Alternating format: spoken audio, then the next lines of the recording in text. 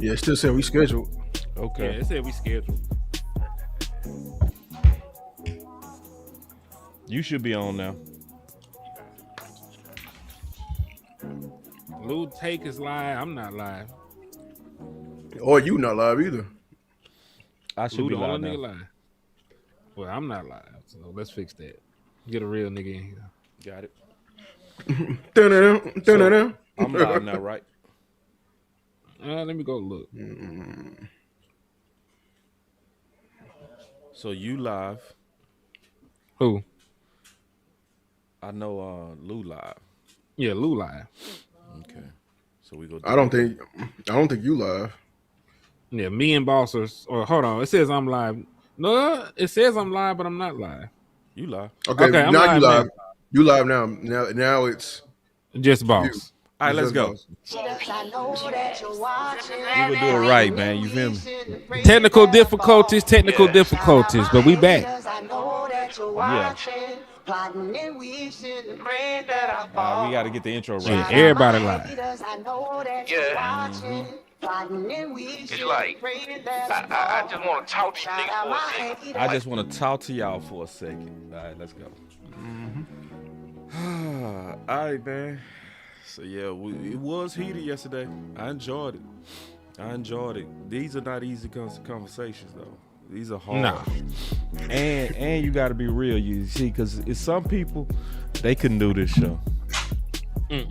They couldn't do this show because they just you got to make a stand and you got to make an accurate prediction, and everything ain't gonna be always what you know. Yep. All right. Cause I thought about it yesterday. I'm a correct one of mine. Yeah. You said I know it was one you finna correct too. Which one? Let's Rashawn do it at the same. I knew it. Yeah. That's the one I said stock up. Nah, I ain't doing stock up. No. Cause it's a contradiction of what I'm saying. You can't say stock up and say I don't expect him to do 10. Can't do that. You know what I mean? He's never had over 10 sacks, man. And he been in the league now. Wow, 1, 2, 3, 4, 5, 6, 7, 8, 9. He need hold on. 1, 2, 3, 4, 5, 6, 7. 7 years. It's gonna be his 8th season. So yeah, and BT Jordan already been working with him, so you can't get an uptick on somebody you've been working with. Bless you. The only real massive benefit to him is he gonna be somebody that's gonna be able to help people get acquainted to BT. But he's the definition of reached his ceiling, bro. Real talk. So let me ask you this question. He never got to 10. But what if he can match his career best of 9.5? What if he brings great run defense and he gets you 9.5 sacks? How would you feel about that acquisition at that point? Not saying that, and of course, there's levels to pass rushers, right? There's levels to it. But if he provides superb run defense and gives you 9.5 sacks, you know, as the main dude, how would you feel about that acquisition, you know, for what you gave up in a 4th round pick? On paper, I would feel great. But it's still. But you have to actually see how it played out. I would have to see the quality of the sacks. You know what I'm saying? But on paper, that's great. You know what I'm saying? But it might not be great. I've seen that before. You know. Yeah, I'm worried. Yeah, yeah, like numerically, that's great, but I'm worried about the pressures and the win rate. Like, are you winning at a top 25 edge rate, which is winning at basically at the top of the DT's rate, pass rush win rate. That's what I was showing. Like, that's why, win rates for DTs and edges are really, they win more. You know what I'm saying? So if you winning up there, now we're talking about emulating something that's close to what Seattle did. Because a lot of people just look at Seattle from on name value and be like, hey, we don't know those guys, so let's build somebody, let's build the same room of guys we don't know, and on the same level of money they were making then, but not taking into account of the players they actually were. Like Boye Mafa was winning at a top 25 rate. You know what I'm saying? DeMarcus Lawrence was still running at a top 25 rate, and their rookie, ascending rookie, well, he wasn't a rookie no more, but he's like a year 2 player, and Clark just got paid, and that room's worth 150 million. So, look, if you playing like somebody who's worth, if we put you over there in Seattle, you be 150 million type of caliber of edge, and hey, but yeah. I was just asking the hypothetical question because remember, I'm the same dude that said hell no and cut the man film off. But in fairness of the world, there has to be a standard or criteria met where we can say, you know what, that wasn't a bad move. You know, I'm not predicting that it's going to work, but you know, there has to be a world where he reached certain plateaus to where, hey, he did his thing. I can tell you what that plateau would be for me. Talk to 9.5 with at least 60% of your sacks being athletic. Okay. That I would take it. I'll be like, great year. Not even good year, great year. You know what I'm saying? You know, but if it's 8, 7, and then, you know, a majority was clean up, and be like, bro, yeah, he woke up sorry. And let me ask you this. What if you got 8 and like 3 forced fumbles? Great year. Yeah, see, okay, yeah, we on the same page. Lou, like, what is your criteria? Because I don't want to just be he can't do shit. You know what I'm saying? Right. Yeah, what's the bottom of good job, Lou? Yeah, they already telling me that I'm a hater, so I gotta. Nah, that's fair, man. That's why I'm glad we're doing this. This is a good exercise. If he give me 8, I'll be good. I swear. Okay. I still say it won't be enough for this room, but for him, personal goals, yeah, that's good. 8. Yeah. As the lead dog. As a lead dog. You nice. I mean, because I didn't set high standards for Jadeveon Clowney. You know what I'm saying? He exceeded him though. He still exceeded him. Yeah, when you exceed him, I'm gonna give you your props too. You know what I'm saying? But I'm not gonna be the one like, oh, give me double digits. I'm gonna set this hard bar, and then when you fail, like, no, I'm already expecting, you know, not much from you because I know your ability and your age. So the bar gonna be relative to really what I think. Just being honest. So 8 to you is gonna be good. Yeah, that'd be good. I'd be like, what would be great then? Double digits. Okay. Really, I'm actually, what I'm looking at is your win rate. Because right now he wins at 11% win rate. If he can get that up to like 15, up there with like Kwity Paye, or like close to what D Law was doing last year, winning consistently, that's what I care about. Yeah. Getting that QB off the spot. I care about your wins more than your sacks. You know what I'm saying? So. And also, I want you to look at Kwity Paye film, and that's also another disclaimer. All pressures are not built the same. Yeah. I watched that. I watched this shit. Yes. I don't give a damn what it says. And see, that's what I'm saying on sacks.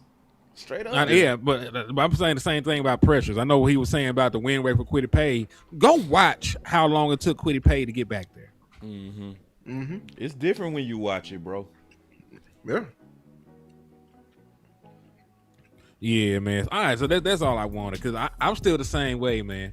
And again, my challenge stands. If he gets 10 sacks, you know what I'm saying, I'll buy the man jersey and I'll donate a band, you know, to a charity of that man choice. I'll find out what charity this man supports. I'll send $1,000 to it. It's just straight up like that. King for 10 for 1,000. Yeah, this best $1,000 I ever spent. I spent $1,000 on some crazy shit in my life, so that'd be the best $1,000 ever for 10 sacks. He said, "What if he can get 8 on a team with 45 sacks? If this team gets 45 sacks, we're going to a Super Bowl." Facts.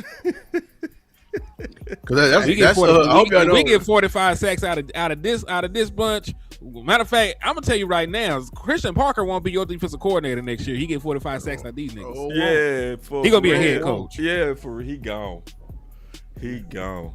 He said, somebody asked, what was Boye Mafa win rate? 19%. Shit, that's why he got paid. Right under. That's 2% under I don't know why Myles people Garrett. believe Seattle was just some Jags. They were not Jared. Boye Mafe was winning more than Josh Sweat, according to this article. As the one thing that people don't. It was crazy is me and you didn't like the numbers on Boye. When I looked at the numbers, I was like, "Get two man, shit!" You turn on that film, I was like, well, you gotta think though. Boye didn't start but 4 games all last year. Due to injury. I didn't. He lost. Boye lost his job. He used to be a starter, and the last year that he was a full-time starter, he had 9 sacks. Mm-hmm. Yeah, so he liked that. About Boye he liked that. It's just they got better in the room, so he just got pushed back in the rotation. Yeah, but he's good enough to you see with Cincinnati. They looked at him like, he could come over here and be our dude.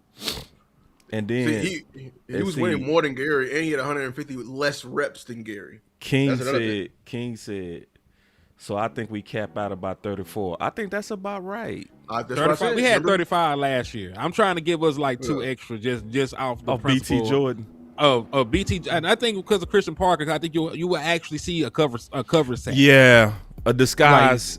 Should get you maybe 2 or 3 more. You'll see a disguise. They'll bring a simulated pressure. Somebody like Caleb Downs be unblocked and hit the quarterback. Like shit like that would happen. I think like you'll get 2 or 3 of them. Yeah. So I would say we can top out at 38 because you were 35 last year with the bullshit you had, and then I'm giving you 3 based on the improved scheme, the improved coaching staff. So I'm trying to give dudes 38. And I'm not. Listen, let me ask you a question, Tyrone. How is it disrespectful when I'm setting a parameter that he can actually reach? It's not. You know what I'm saying, brother? Him at all. You came in with the most respect. Yeah, cause listen, if you watch my other show and my other film session, that was disrespect. And that was sort of emotional. You know what I'm saying? Cause I was looking for a superstar, and I saw that shit. So that was my bad. But real shit though, like real talk though, but brother. I'm setting, because listen, if I came up here and set the standard for him getting 13 sacks, you know what I'm saying? I would be setting him up for failure, and then I come back and say, I told you so. That's not real. You know what I'm saying? If I set the standard of something he can get, numbers he's done reached before, production he's given before, and I say that should be the standard in the plateau, I don't think there's nothing wrong with that. Nothing. Yeah, man. And listen, it is literally nothing wrong with that. It is nothing wrong with nothing nobody said. It's not. Because we can take numbers. If you get 8 to 9, we go say good. What's gonna make us say great is if you succeed that. Man, y'all been hold on, bro. Y'all need to check. I got a super chat, brother. I got a super chat. Let me read Tony Snow's super chat real quick because Cuz said Gary better with Williams than Fowler was with Micah. No. Why Gary? Why he wasn't better with Micah? Can somebody answer that question for me? Exactly. How you not eating the entire season with Micah? Who draws more? Explain it like this, Lou. Who draws more doubles? It's Micah. He draws more doubles than Quentin. I hope you understand that. Yes. Micah was up there like. I think he was the only person that drew more double teams than Micah was Myles Garrett. And they had like a little cross graph that showed them that they drew the most doubles in the league, and they were winning at a higher rate than anybody else in terms of double teams in the league. Like, and that was DNs, edges, and all of that. So like, if you're not, that's why I said like, let's take the numbers out of it. You weren't eating with Micah, and I don't want to hear Micah got hurt. Micah got hurt week 15 at the end of the season. You know what I'm saying? Like, and they were moving him all over the place. It wasn't for that's Micah's superpower, versatility. You should if Osa ate with Micah. Let's be honest. Like Osa ate him, he ate with Micah. Super ate good too. You know what I'm saying? So that hold on real quick. Y'all listen, man. They keep talking about because they designed a defense for Micah, bro. Stop that. That's cap, bro. Define what design or defense for Micah is. What type of shit? I'm not. Anyway, hey, listen. I know we're finna get off subject again. We are. Yeah, so y'all, I gotta keep y'all niggas. I want to stay right here for a second. Is that okay? Can I? Because I know we not really. Because we gonna have to do a part 3 and 4. We gonna do a part 3. free. Let's run the Hey, the more videos do we, the better we do. You know that, right? Let's stretch it out. I don't mind stretching this shit out. Hey man, you feel me? All right, check it out. Cause see this, I knew this was gonna touch a nerve. I knew this show was gonna touch a nerve, especially Gary. I knew, yeah. Hey, look, my boy say, in my opinion, it's kind of disrespectful for Lou to be saying he got to get at least 8 for him to be happy. Man, that's a low bar. Man, up for fair. Respect to y'all though. Let me comment on that. That's a low bar, right? He's the lead dog. If he the lead dog and he's what people been saying he is, we shouldn't expect 8? God damn. Like, for real. The last 2 years you've been right at 7.5 and then the year before that you was 9. We can't expect 8? Shit. That's not setting that man up. That's saying do what you normally do. Yeah. He got 9. Let's do the math, because if you add 9 and 7.5 and 7.5 up, I think that might come out to 8. Right. It just might come out. It's gonna be right at 8, dog.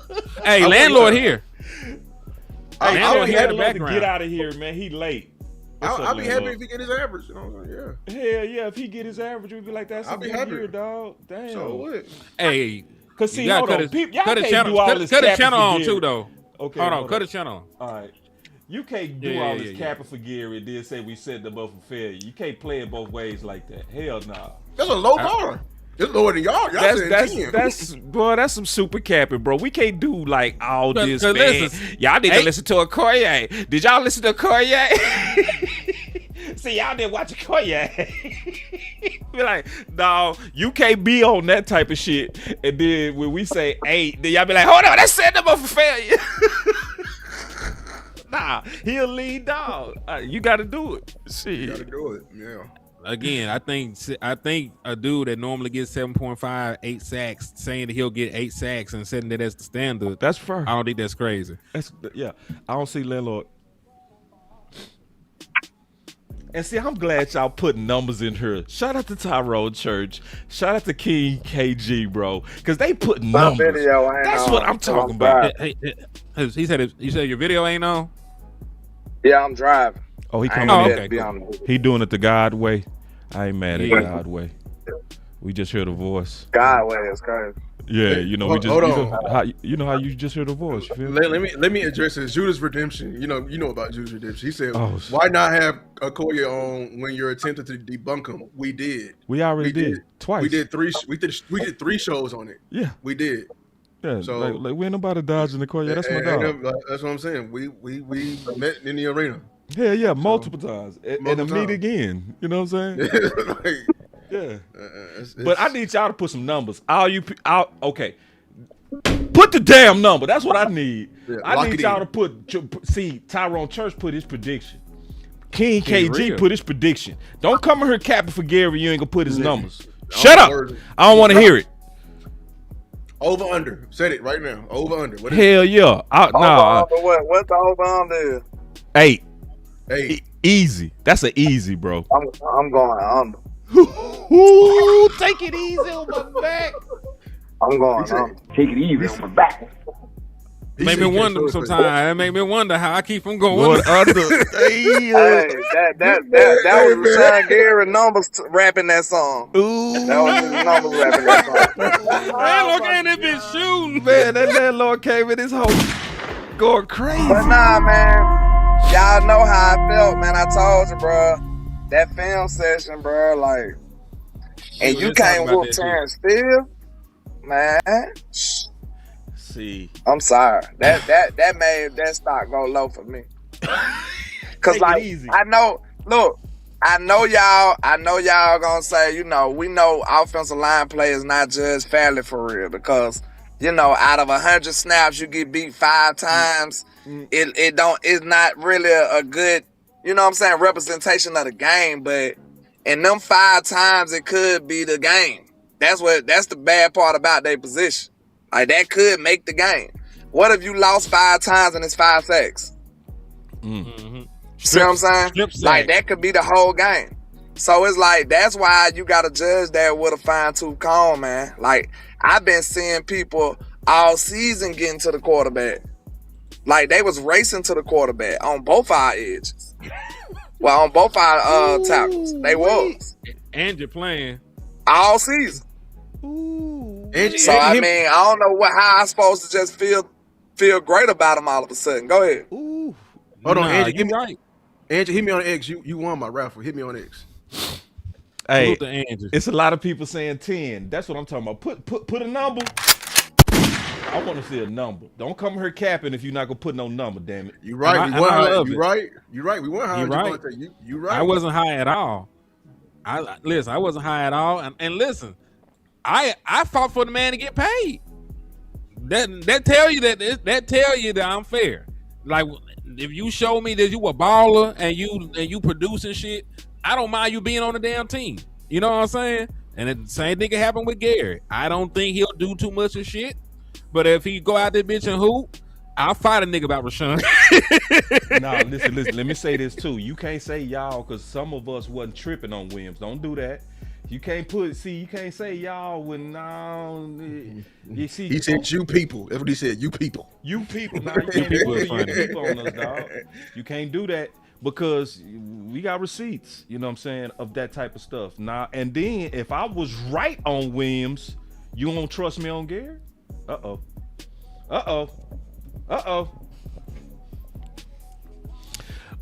Six. Hey, he held it out there. Hey man, we got another pass rush to talk about, man. Let's just keep going down the line. We talked about Gary. We got another one for him. But hold on a minute. We do. This Gary good though, man. I'm enjoying this because I'm wanting it because you know what I'm liking right now? People putting numbers. I know you're ready to move on because you know what? Hitty did all his work. Hitty like, boss, get to my damn slides. No! Said no, crazy. Hell nah. I'm trying to get these dudes to, because see, I'm going to come back to this show, damn it. And see, my boy Tyrone Church said, if he don't get 10 sacks with Clark and Quentin Williams, I'm going to demand a trade. Like, what you think of that, Henny? I mean, shit. You said he going to demand a trade? Like who? Yeah, he said he's go if he don't get 10, because he's supposed to have some advantage because of Quentin, and he does. But I ain't falling for that because you had the same advantage with Micah. You had more. Right. Micah was more. You had more doubles with Micah. More. Just go look at our game. Go look at what Dallas was doing to stop Micah. Right, bro. Like he was one-on-one with Terrence Steele, like all alone, like all by himself. From Booker all the way over to Guyton, we were sliding towards Micah, bro. Yes, every time. That Steele was on an island. You know what I'm saying? You know what I'm saying? And it wasn't like Love Island. I'm saying it right now. Ooh, I wasn't like no this. love on that hey, island. I like this. I think this is possible too, bro. We gonna come back to that. All right, let's go. You ready for Malachi? Let's do it. All right, let's get messy. Y'all ready for some more? Yep. All right, let's get it. This the one I can't wait to talk about. Ooh, take it easy. I gotta start with the dude with the God voice. Land.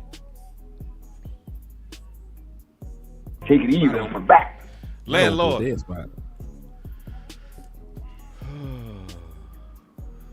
All right, so he Boss, you start. I go.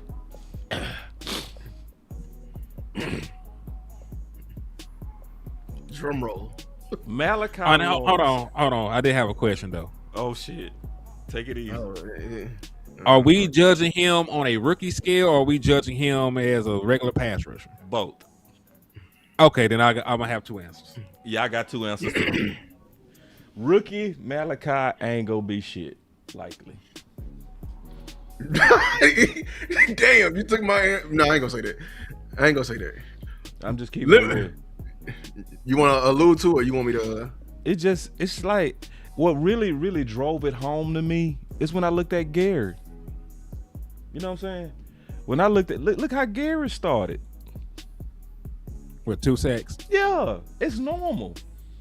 Yeah, that what I I don't know asked why you. we be out here. You know what I'm saying? I don't know why we be out here acting like he just go do some shit that like 90% of the times don't happen, bro. And guess what? If he had 2 to 3 sacks, that's okay for a rookie. Damn, I don't see why. So rookie, he ain't gonna do shit, and it ain't gonna really be his fault either. It's normal. So you all right, so you put my point out there. Okay, so if you're grading it on the scale of standard sack numbers, 10 being the pinnacle, all this other shit, Malachi Lawrence ain't finna get that. No. You know what I'm saying? And listen, he's not even finna start. So putting that kind of pressure on a designated pass rusher who's probably slightly undersized right now and need to fill out, get in the weight room, gain about 10 more pounds, that's crazy. But if you're just grading him on the scale of normal rookie pass rushers who have 2, 3, 4 sacks, you know, with 5 being the pinnacle, if he had 5 sacks, he had an amazing rookie season. Yeah, I want everybody 4 to know to 5 is amazing for a rookie. Yeah. So I expect him to have the norm. I expect him to have it in between that range, in between 3 to 5. That's what Malachi Lawrence is going to do, and it's going to be okay because you have to. You know, 3 sacks, nobody not going to gas me. Yeah, and that's going to be okay. Yep. It's going to be fine. Because, listen, I want y'all to rewind time. We had a rookie second-round pick named Sam Williams. And his rookie year, he had 4 sacks. And we loved that nigga. Do you know why? Because we weren't really depending on Sam Williams because you had Micah out there getting 13 sacks. And you had Dante Fowler. And you had Dorrance Armstrong. And you had Tank. You had all these other pass rushers. So he was okay to develop and just be a rookie and get some sacks here and there. Right? He said 2 then. Hey, that's part of life. It could be that. But he's a rookie. And listen, I hope he surprises me. I hope that he can be James Pierce. I didn't see James Pierce doing what he did last year. Me neither. I said bust on James Pierce. And we still got to do that show too. Yeah, we still got to do. We gonna do that. So look, let me. I'm probably gonna be the lowest on Malachi. I'm gonna be honest with you. You might not. I don't even think if he gets 2, I think that's his bar. I think he's gonna get under 2. Let me explain why. When I look at this kid, I don't see any traits that's going to help him get by versus greater talent versus the offensive line. I don't see the quick first step, what a lot of people said. I don't see the hand fight, and he's definitely not strong enough. You know what I'm saying? So I'm going to be very much so keying in what he's going to be doing, just like I did for Ezaraku in the preseason. He better be playing all of them preseason games. If he cannot handle himself versus 5th string, 4th string tackles, I'm going under whatever Ezaraku had. Just being honest with you. And I already do not think I think he's going to be more of a project anyway. Just being frank with you. So like looking at the film, I think he's a kid that we're going to have to really, really have to let him grow. And it's not gonna be in a stat sheet, in my opinion. So and honestly, I want him not only so people gonna have him as a number 3 rusher, I want him as number 4. Behind, like I said last year, James Houston. Yeah, he not better than James Houston. James Cole. Like, listen, you just talk about who is the best pure pass rusher on the team. It James might be Houston. James. Yep. It might be James Houston. Yeah. So that's not even a slight. Nope. James is really cold, and niggas don't give him his credit because he's undersized. Right. Mm-hmm. You know what I'm talking about? So yeah, so I'm cool with that. I feel it. And listen, y'all know I would actually hire Malachi coming out. Yep. No, I like the athletic profile, and I agree. He has to grow. There's things that he needs to improve on, especially physically. When you talk about his frame, you know listen. And me and Boss had this conversation off air. Yep. If he can get to 260, you know, and carry that weight, he gonna be a motherfucking problem. Yeah. If he can get to 260 and just carry that shit with no problem, he gonna be a dog. Yeah. But he got to get there. He got to get the protein shakes, the peanut butter, the steak dinners. You know, he got to work on his craft, and it'll come. I just think people acting like folks are supposed to jump out the box as 10 sack guys. It's crazy. You know, it just ain't what happens. Yep, very rarely it happens, but like shit, 3%. Now, I'm gonna say the good things first. The good things is he seems to have a pro type of work ethic, right? So Yes. Lou did a lot of film on him. One thing that was consistent year by year, because Lou looked at him versus a bunch of first rounders, which is what we should do. But what was consistent is every year he got bigger and bigger and bigger. You know what I'm saying? That's a pro work ethic, right? He also has the measurables that Taco never had. Okay? Taco ran a 4.9. People don't Right. remember that. Yeah, Taco ran a 4.9. This dude ran a 4.5. They like worlds apart. Night and day. Athletically. Now, if I'm the negatives, I didn't see his bag on first round talent. I saw the bag versus cats that's now out of football. Just being honest. Just being honest. Yeah. So if you go look, cause see, Lou did the exercise. I did some of the exercise. I ain't doing much as Lou, but I did. Well, I looked at him versus first rounders, Tyler Guyton. I looked at him versus Max. I looked at him versus, I forgot. It was the guy that played for Kansas City, I think. Oh, you talking about he on wait, Kansas City? Not Kansas City. Oh, University of Kansas? No. You talking about the lineman? Yeah. Yeah, the one you sent me. Oh, yeah, he in the league now. Pooney? Yeah, Pooney. Pooney. Yeah, Pooney for the Niners. Yeah, the Niners. True. Yeah, that's right. So he's bagless when he goes against talent. Just keeping it real. The bag is put up, you know? So I'm not expecting you to be bagless versus normal tackles and then just reach and have this enormous ass bag as a rookie. No, I just ain't go, if he does, then they need to go ahead and pay BT Jordan $20 million for real. Yeah, we need to probably need to give him somebody's job. I'm glad to if you do that, but yeah, and we're gonna do the show again, but I didn't like how versus competition. This is just me. It seemed like your coach was trying to like keep you away from them premier tackles in the Big 12. That's what I saw. Like when you went up against the all Big 12 guy, the big tackle, that 6'7", 6'8" guy from BYU, your coach put him on him for like 2 reps, 3 reps. That dude was hemming you up because he much bigger. He like 340, and you went to the other side. You know what I'm saying? Or your early years versus Guyton, you didn't give any problems to Guyton. You know what I'm saying? Or versus Seton, and we all know your junior year versus Max. What happened? You know what I'm saying?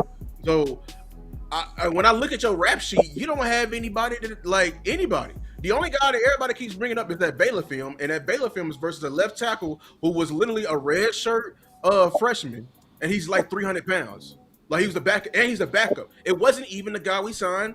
Well, he's not on the team anymore. Sini Fugar. It wasn't even the starting left tackle.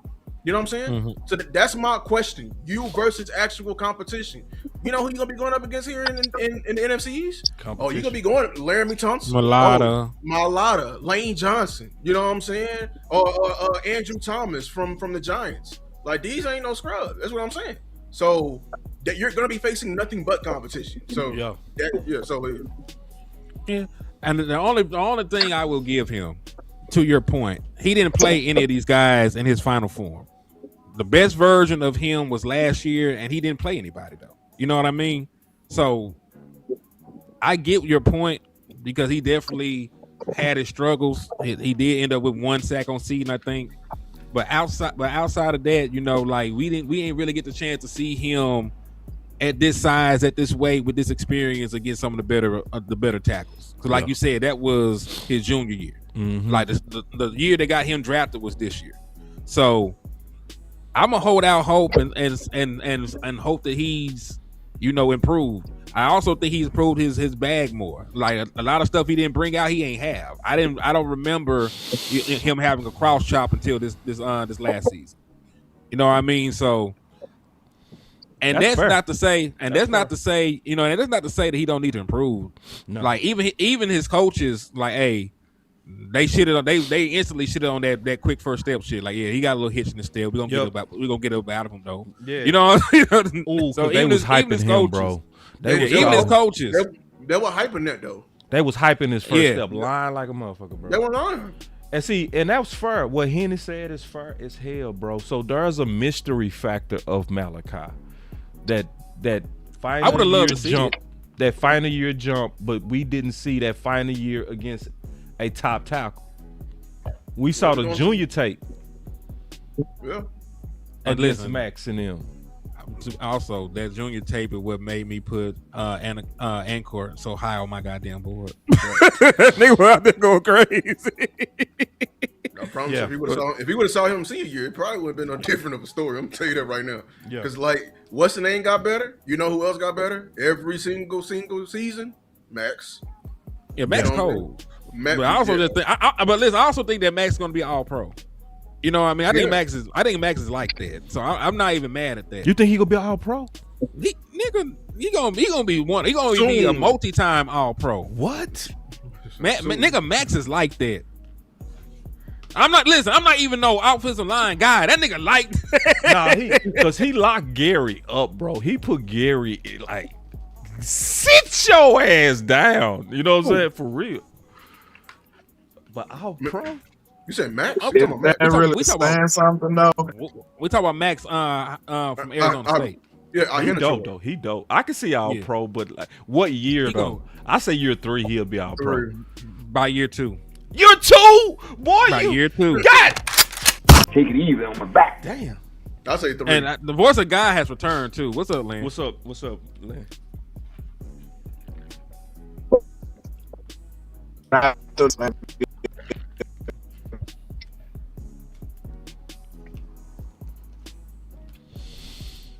don't know what Lance said. I couldn't hear him either. All right, so listen, this is what I need from the chat. I need y'all to put and project what is Malachi going to do. Don't come in here capping. I need to take a stand. And my bro Drell said 4.5 at edge is like 4.3. I think it's like 4.2. 4.5 at edge is, whoo, you flying. At 260, 255. Mm-hmm. It's a big. Yeah, people forgetting how big these people is running those times. Too. Yeah, bro. That's to be that big, that fast. I don't think he's 250. Though. I think he's like a 240. Oh, if he 240, he weighed in at 253 officially. Okay, because Sam Williams ran a 4.4 at 250. Yeah, that's different. Yeah, that's different. 4.4, anything from an edge. I see. See. I'm liking it. We starting to get some projections. He can't put it together though for some reason. Oh, what I was saying. Shit, nigga. I think Rashawn Gary ass ran like a 4.5 at 270. That what got his ass as that top pick come out of Mitch. Mm-hmm. What Rashawn Gary run? He ran like a 4.56 or some shit at his size. Okay. Let me pull it back up. Let me double check that shit. Do y'all think you broke up while you were trying to make your point? Say it again. Yeah, you broke that up. Wi-Fi. Ooh. Ooh. Yeah. Move the ankle from the phone. Yeah, the ankle bone on it. Hold on. Kind of, sort of. A little bit better.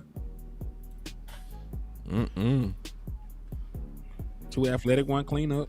That sound right. Yeah. If that. I'm not mad at him. Most people 4+. Wow. If he gets 4 or 5, he gonna be an amazing edge for years to come. I feel that. Yeah. I agree.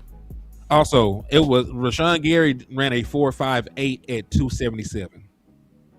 That's good. That's dope. Yeah. That's Gabe's size. Like we like that's Gabe fantastic. Yeah, that's fantastic. That's good. We just hope, and I hope Gary hear us too. I swear, I hope he hear us, bro. I swear. I want to put a fire in his ass for real. I want him to be like, I'm gonna shut them YouTubers up. Like, hell yeah, shut me up, please. For real. Mm-hmm. We still working with Land. Land, just keep coming on in, bro. All right, we got some good ones here. We got some more good ones. So everybody to put they numbers. Oh, Amp had a good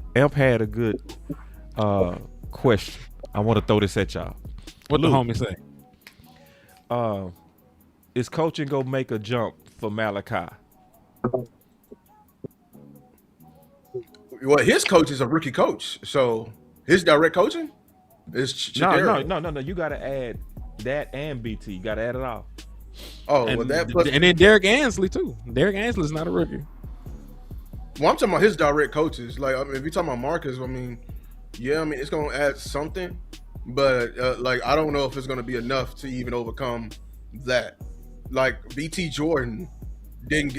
I don't know any rookies he gave a bump to. Any of the spots he went at. The rookies, as they came in, they were probably like better than what they were, but it wasn't enough to be like, okay, it sped up to like the development process. So I have a question though. Yeah. Did BT Jordan ever get a first round pick rookie at any of the spots he was at though? Did he ever get a first round pick to play with? Because I know when he went to Denver, like their pass rushing room was already established. Yeah, that's true. Maybe Seattle, but I don't think that was first rounders though. First rounders, bro. So like this might be the best rookie talent he's ever had. That's a good point. I'm just trying to be fair all the way around. They already been talking crazy. You being fair, bro. That's you. I mean, we got one Crosby, but he had Crosby early on. Yeah, he had Crosby, and Crosby did 10. Crosby did 10 as a rookie. That's fourth round pick. Yeah, came out of nowhere. But he was also working with BT.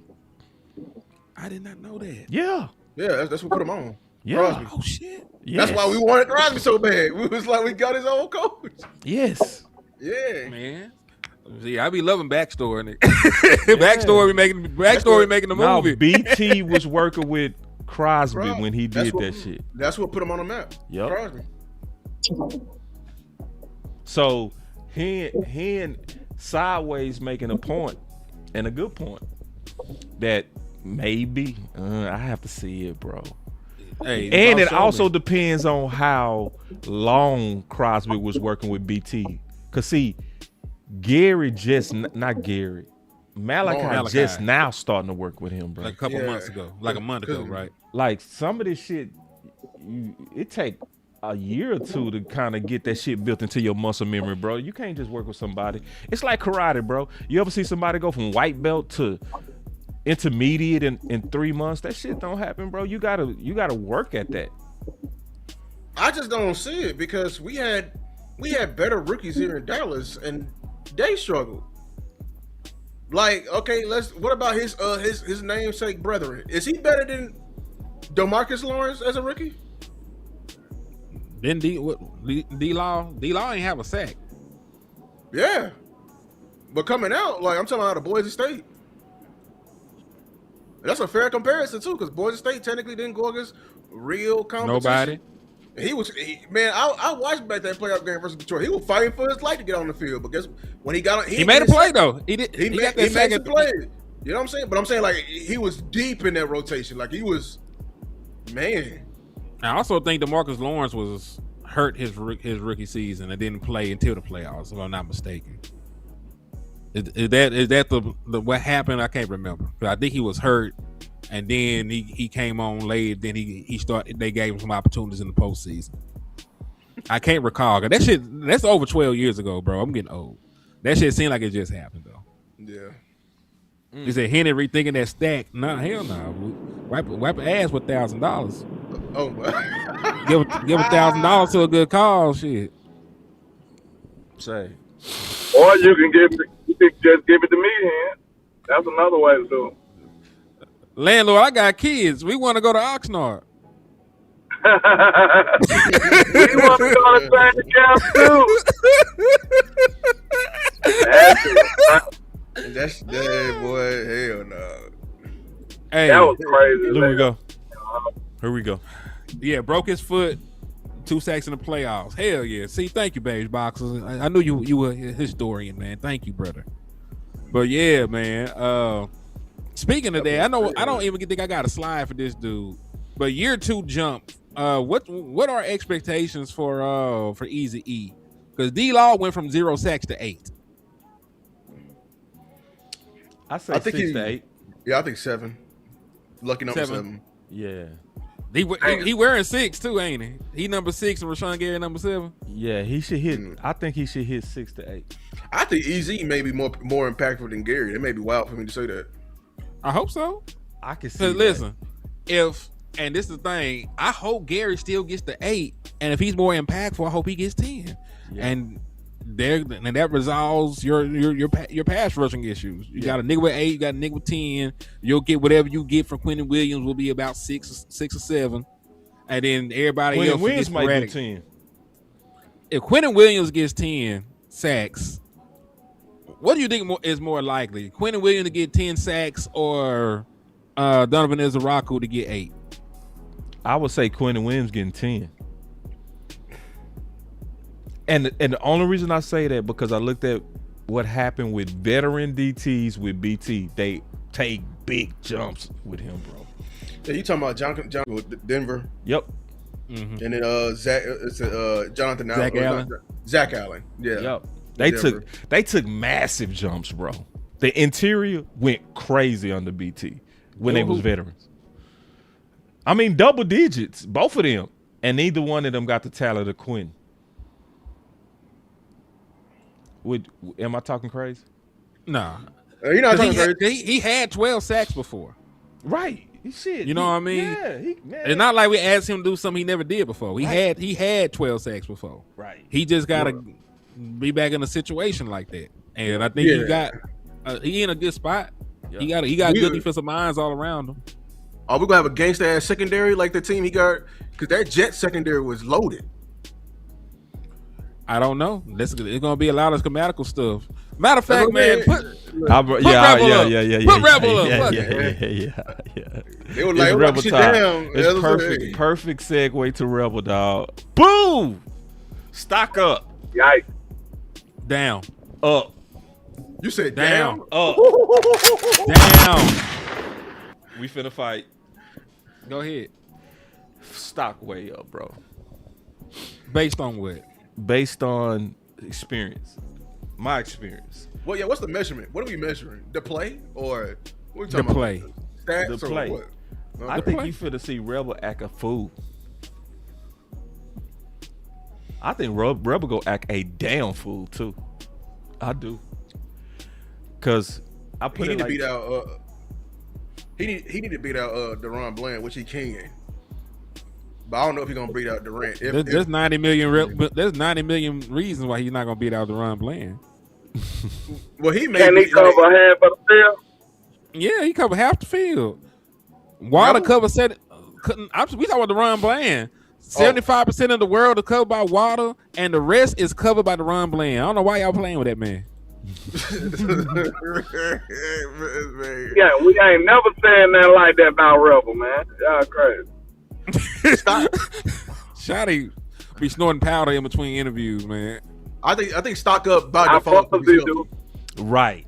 That's it's by stock up by default because he's healthy and by coaching, bro. This gonna sound like some whole shit, but I mean, wait a minute. Go ahead, bro. I had to get a at disclaimer. Least he's honest, Yeah. This gonna sound like some whole shit. What I'm finna say, bro. I just wanted to give y'all the water before I say it. Y'all gotta trust my experience on this one, bro. Oh Lord. That's the whole shit I was gonna say. You know what I'm saying? Like. Oh, you talking about? I thought you were playing say corner. Okay. Y'all gotta trust me on this one, bro. How's that some whole shit? Cause that's like, trying to say cause y'all ain't play corner, y'all can't have no. Well, shit, I didn't. I think I was 200 pounds over the fucking limit for True. me to do that shit. So,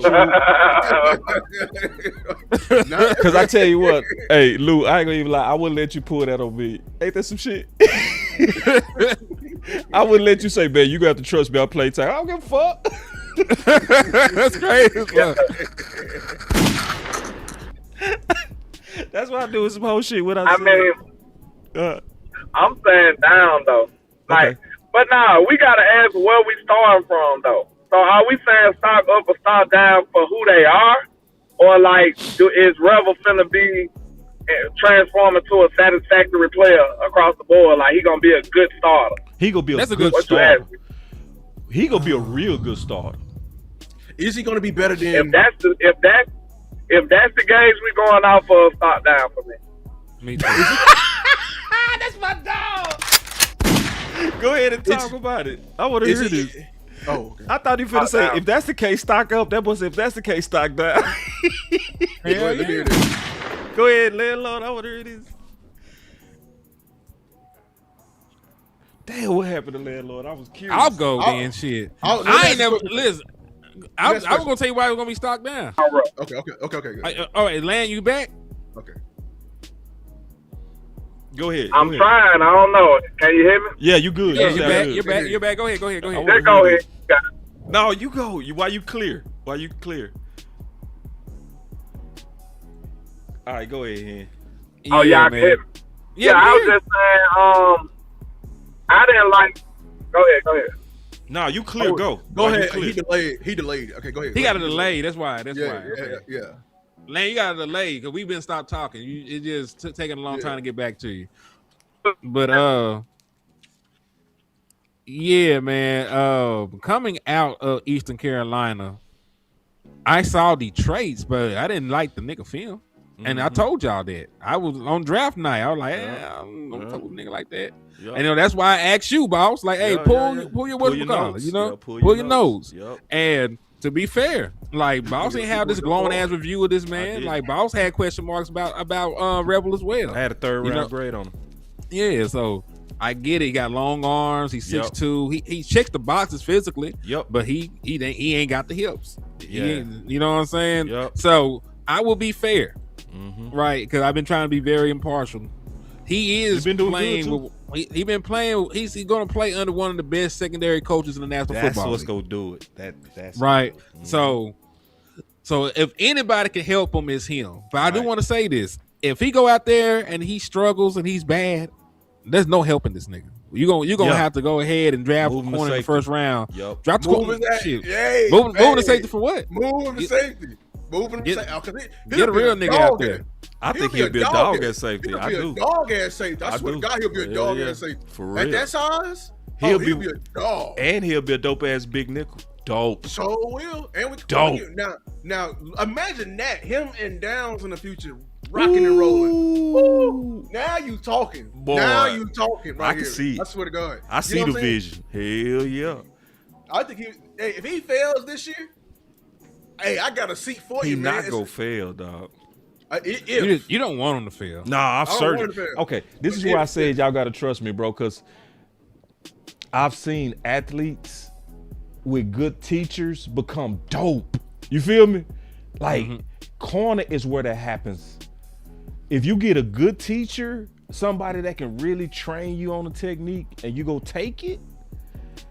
I've seen, like, I told a story with my brothers, Emil White.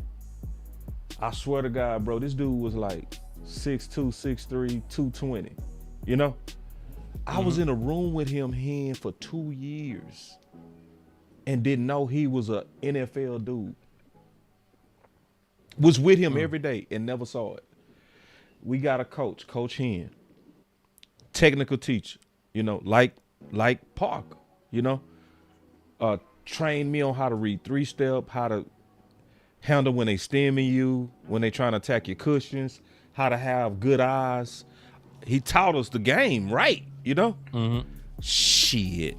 Emil, that dude he got drafted by the Giants. And I saw him transform an athlete to a dog.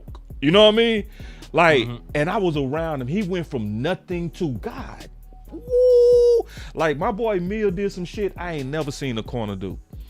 We was in one-on-one, bro. And he got mad at this dude named Richie. He said, bitch, I ain't finna let you off the line. Now, Lou, you know how them one-on-ones are with corners. The whole field open. Yeah. This dude couldn't get off the line, bro. I ain't never seen a dude jam you up where you couldn't get off the line, and it was coach hand technique. He told him, he said, "Bitch, I ain't finna let you off the line." He was mad. Ooh. But I'm saying all that to say, I've seen, and then that matches Chris Parker, like that teacher, that person that takes Surtain, and Surtain was already a dog. He was. Yes. He was. But we can't say the late round Philly corners, because he did get a late round corner and he got a second round corner, and they all pros. That to me points to teacher. You see what I'm saying? That's the main reason I'm high. It's because I like his mind state on taking coaching, listening to his dad, and I believe in a teaching go really affect him. That's why I'm stock up. That's it. Mm-hmm. Oh, I'm about to ask you. It's a good question. Comparing your draft film notes, who was better, Revel or Devin Moore? Revel. I even have Devin Moore on my shit. Yeah, I had Devin Moore. I even have him on mine. Yeah. So Yeah. I can't speak. I can't even speak. That's why I ain't said nothing about Devin Moore. I be hearing great things about him. I'm like, all right, I can't speak. I ain't gonna speak on nothing on something I'm not familiar with. He got one. Moore got one important body on his rap sheet, and I give him all tip of my hat to that. I did not see that game. That boy locked up Chris Bressel from Tennessee. He locked his ass up. And say, I ain't even see that. I didn't even know that. I'll go turn it on. Ooh, it's like that. It's like that. Take it easy. Take it easy. Ooh. Take it easy on my back. Hey, see, and this is the thing about Moore. The only thing I said about Moore when I took my notes, my video recorder, I said he's the dream type of athlete for a technical teacher. Because you can see the traits. You know what His I mean? problem is injury. That's it. If he can stay healthy, but it's a lot to ask. Yeah. Yeah. So we cool on I'm Revel. glad that he's toward the back end of the. I mean, yeah, like I get why you would say that, you know, and that's really more so talk about Christian Parker, but you know, Yeah, that's it. you know, I wouldn't trust. I wouldn't feel as I high hope so. without Christian Parker. I put it like this: if we had the cornerback coach from last year, I'd be like y'all, like Boy, hey, you preaching to the choir on that one. That boy was trash. he was trash. And see, and you know what's Lou? You know what's sad? We noticed it when we went to training camp. So Remember that? they wasn't doing nothing over there. So it wasn't. You remember Henny? We went to training camp in Dallas, and we was like, "What the cornerback coach doing?" Like they wasn't doing shit. It was like, bro, everybody else got dope drills, but him. They was sitting over the linebacker top. had a fire edge drill. Boy, hey, we ain't like Eberflus, but he had some dope drills though, didn't he? It did. Yeah. Whew. So anyway, Yeah. all right, stock up, stock down. Oh, Rashawn Gary? No. That's Sam Williams. Oh my God! Hey boy, you are a fool for this, bro. Damn, take it easy on my back. Damn. Oh my God! Take it easy on my back. It is not me this time. Man, I'm my bad. I wasn't paying no attention, nigga. But Sam Williams ain't gonna make the team. Damn, take it easy. Take it easy That on nigga my ain't gonna back. make the team. I agree on this. He ain't gonna make it. Sayonara, bye bye. Because Please take care of yourself. we was looking at previous That's real. like we look at the Eagles, we looking at like the Panthers. They only carry about five outside linebackers, and that's very short. Matter of fact, we look if it goes current to plan, I don't think Merritt's gonna make the team either. If they gonna keep him an outside linebacker, Yep. After we found out they only carry 5, that they are trying to, Yep. you know what I'm saying, corporately We know 3 of them. write him off the book. Like They tryna- 3 aren't even a mystery. Well, 4 aren't really a mystery. It's just like the wide receiving room. We know the 4 wide receivers they're gonna make it, and then the fifth position is up for grabs. We know the 4 pass rushers are gonna make it. Rashawn Gary, Eazy-E, James Houston, and Malachi Lawrence. And then they already got 2 tweeners. They got Overton. They're gonna carry as a defensive tackle. They can flex out an edge at times. And then they got Barham, who they're gonna carry as a linebacker. They can flex out an edge at times. So they're gonna carry 5 outside linebackers, two tweeners under a different category, and they just gave the board from the Raiders a 2-year deal. Snowden, yeah, they gave him a 2-year. Yeah, they just gave Charles Snowden a 2-year deal. I'm pretty sure he'll be the last outside linebacker to make it. And to be fair to them, he was more productive than Sam Williams was last year. I mean, it just is what it is. 3 is more than 1. So I think it is what it is. I think the only way for stock up if Sam Williams becomes like an all-pro special teams player, which he can. I will tell you that. Like, he's very gifted as a special teams player. He is the ideal one. The problem with him is just they put that dude at gun and it looks what he'll run down a receiver. Like, boy, he'll run down. I promise you put him down, he probably run down Turpin. I promise you he'll run down Turpin. Like, he's that athletic. You know what I'm saying? Crazy, bro. The problem with him is penalties. You know what I'm saying? And his that's the only problem with Sam Williams. Now, he probably would get it because I would bet he would cut down on the penalties this year. You know why? Because his future's in jeopardy as a player, might be even in the league. You know what I'm saying? Because we're the only one. Like, you came back to us, which means we are probably your market. And I really hope it turned into something because he's actually a very good player, a very talented, athletic player. But I think they are fixing the road in the edge room a little bit. So I'm stock up. He said, "What the fuck is the preseason even for?" Shit, that nigga ain't gonna do nothing in preseason. They're gonna listen. Let's be real though. I'm just being 1,000% real. No, tell it for real. Let me ask for real shit though. What is he gonna do in a preseason game that's going to trump what another nigga did in a real game? Sam Houston. Well, Houston did get his name grew from preseason. Houston did. Who? Houston. His name grew from preseason for real. Who? James Houston? Yeah. From preseason. The nigga that had 8 sacks in a regular season? Yeah, no, I get your point. I'm talking about. I'm understand what you're saying. You talking about Detroit? You talking about Detroit? Yeah, I know. I know. I Yeah, I'm think just making saying. a fair point. That shit is not gonna fucking matter. I don't think he's gonna play. Like, okay, and think about this. You know who's gonna play all preseason? This is gonna play all preseason. Malachi gonna play all preseason. We may not get Donovan. He may get bubble wrap. I think Gary gonna get bubble wrap. You know what I'm saying? James Houston gonna play a lot. Sam may come in for like at the end. Like I don't. Man, Maris gonna play in preseason. Exactly. Maris is gonna play. So where's his reps gonna come from for him to even impress? He gonna have to really, really ball out of control in order to win the coach's eyes over. He gonna have to super flash when them pads come on, bro. Now I'm gonna say why I'm stock up. I do go play the slots. Do you play the slots, Henny? Yeah, I play everything. So talk to me. Do you one of them? Get a match, nigga. Yeah, right. So every now and then you gotta. I see where you going with this shit. You feel me? Like every now and then you gotta just make that bet. This would be the bet. It's not that it's logical. It's just that he got so much upside.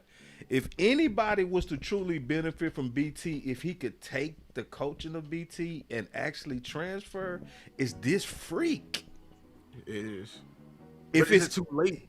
It might be too late, but I'm just saying, if it's anybody if coaching matters, this is the dude to where coaching should matter, dog.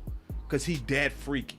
He like, you know what I'm saying? Like a freak athlete. Like this dude was a legit 4'4", low 4'4" at 255. His comp was Micah. Right. His comp was Micah. Matter of fact, I mean, this scheme is look like that boy too. So do in the face.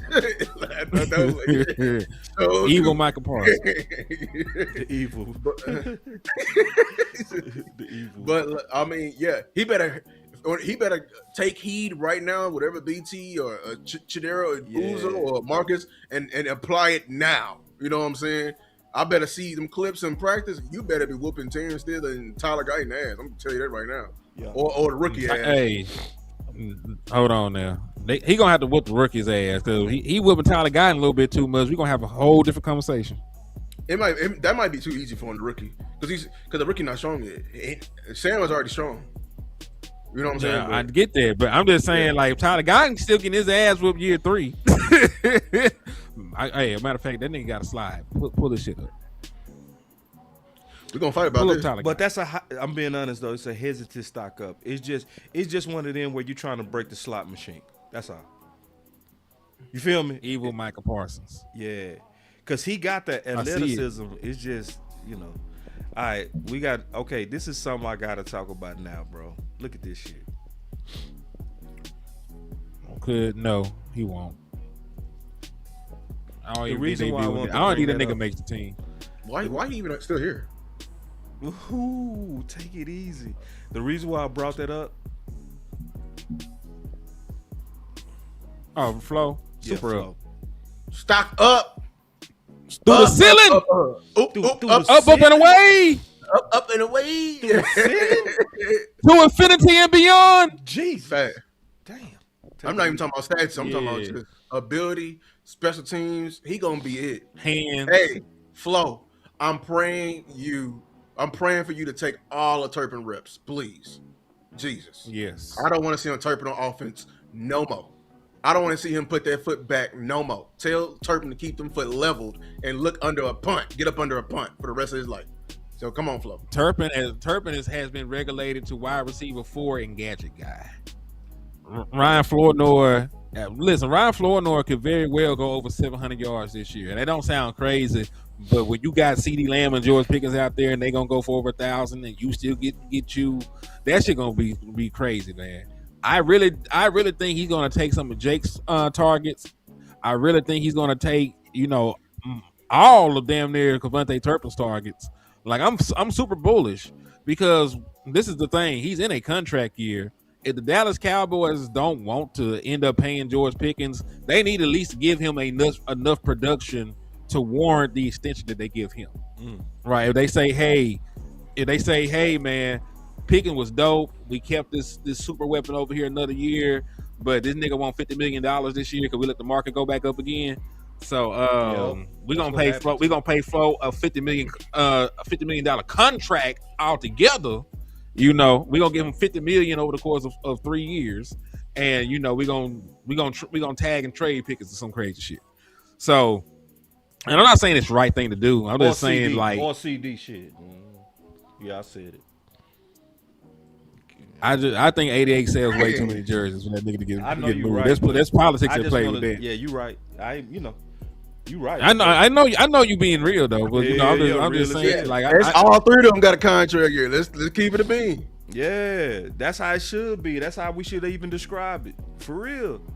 Like I just don't, don't.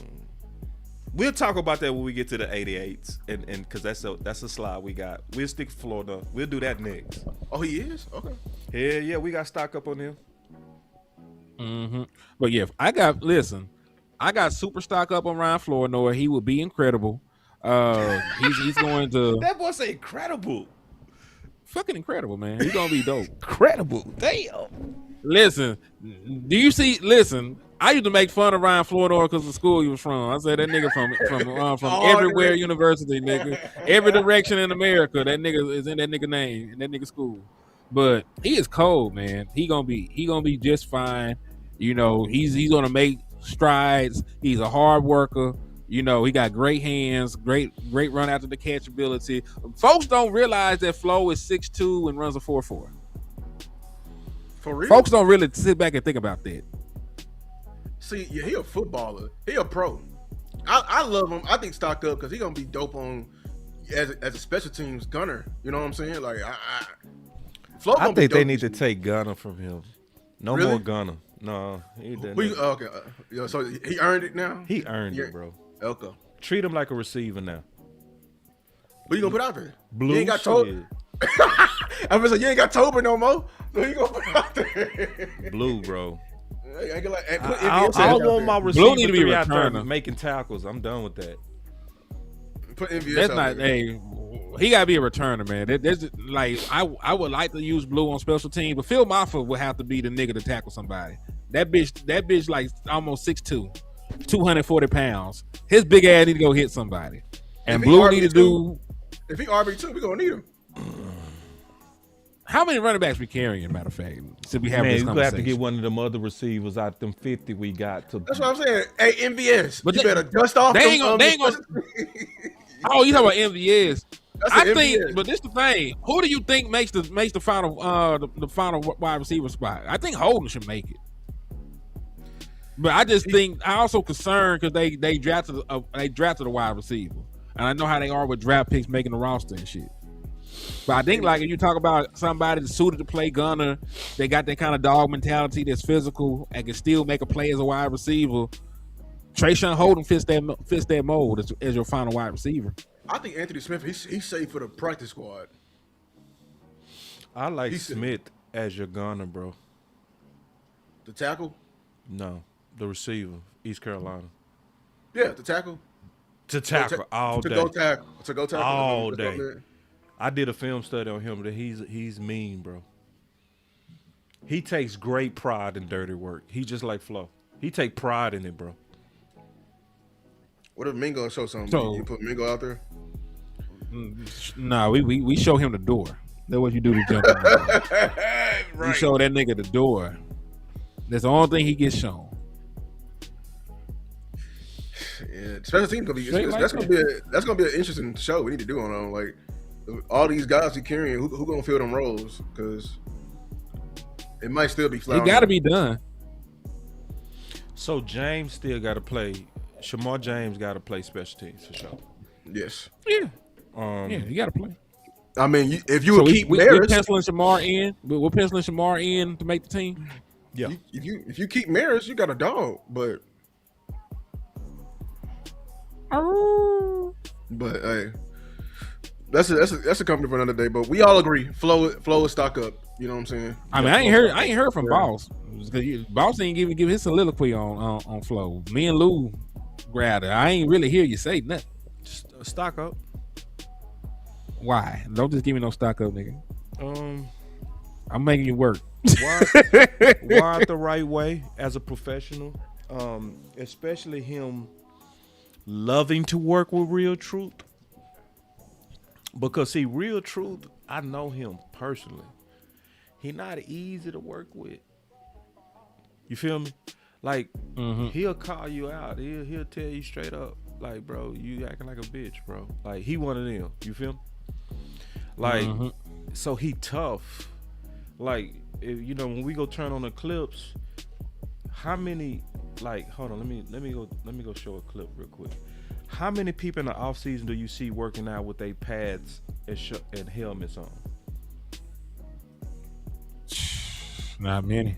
But then you go to Real Truth and you see how his boys be out there. They got their helmets on. Like Lou, when you was in D1 in the off season, did you put your helmet on? Helmet on when? Talking about like went to train? Yeah.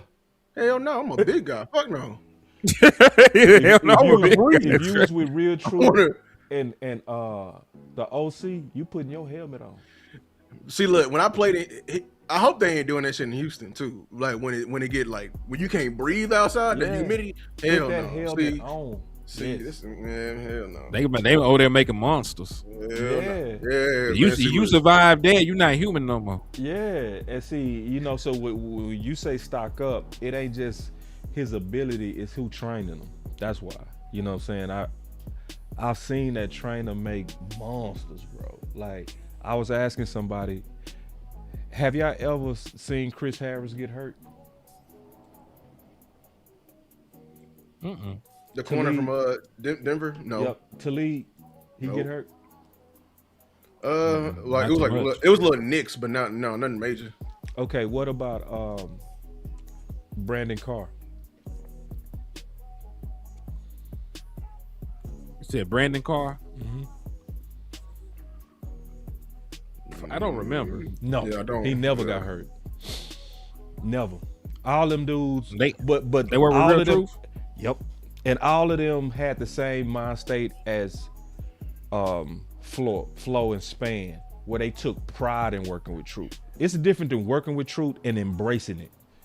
Like he embraces the work. You feel me? Like, cause Real Truth, bro, like he'll have you doing shit like I don't want to give away some of his secret sites, but he'll be going to Olympic-sized pools and swimming and shit, dog. He'll have you. He'll test you mentally, bro. Like, for real. Yeah, he'll tell you to put your helmet on in the pool or some shit like that. Some crazy shit, bro. Like, for real. You go get beat. But by the time you play, you mentally tougher than everybody. Like, for real. Like, for real. Just I'm gonna play this clip. Coach had him do 100 yards of roll catches. He had him do 100 punt returns, but he had to do jump catches. And he did hundreds and hundreds of yards of a human sled drill. By the end, he was so exhausted. Why you think he had him doing this? The 100 yards? That's all. That's special teams. That's getting them ready for special teams. Yeah. See, and Real Truth does this. Like, no other trainer really does this. Receiver coaches and receiver trainers, they have you working on what? Receiver shit. That's it. Mm-hmm. He got them rolling, man. But and look, he got his pass on. Did I tell you the boys be out there with their pads? Man, shit. We got punishment for rolling. We had to roll. I remember at UAPP they made us roll 300 yards, boy.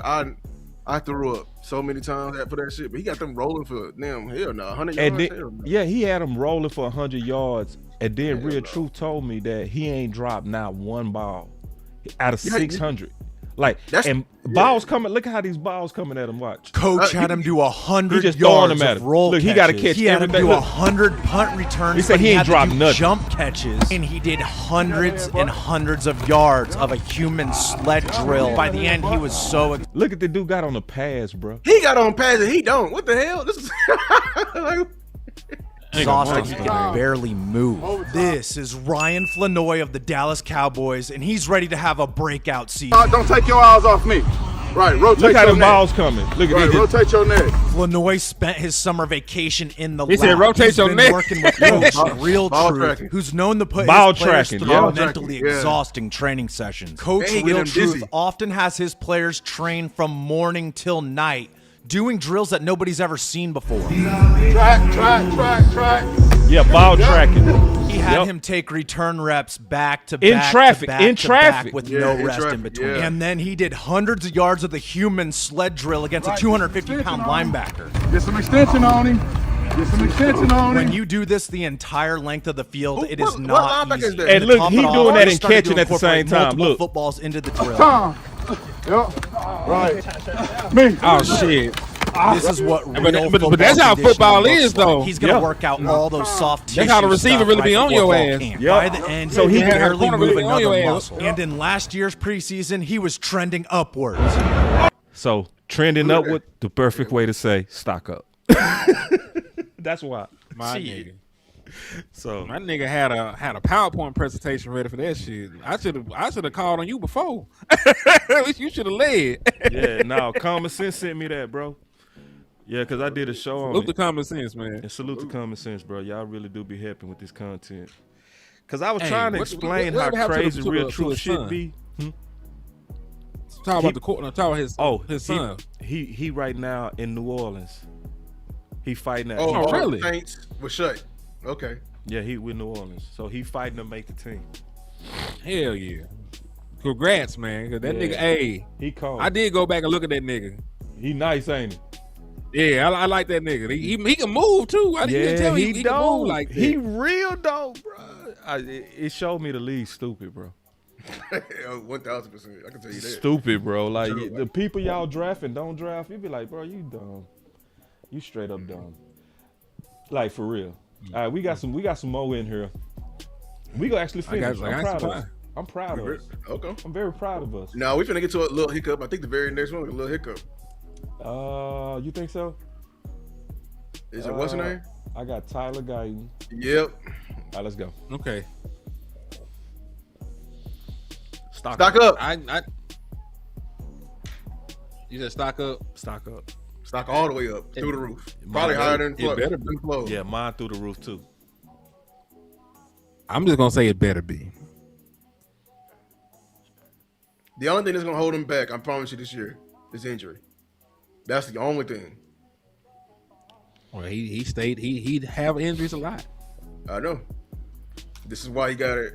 If he can fix that, we in for a rude awakening as a league. He gonna call God up and ask for a new body.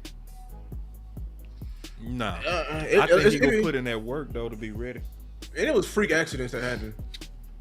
Whatever. Well, last year at least. Cause he got rolled up on camp. We thought he was gonna miss a whole year. Yep. Yeah, I remember that shit. But listen, I'm just gonna say this: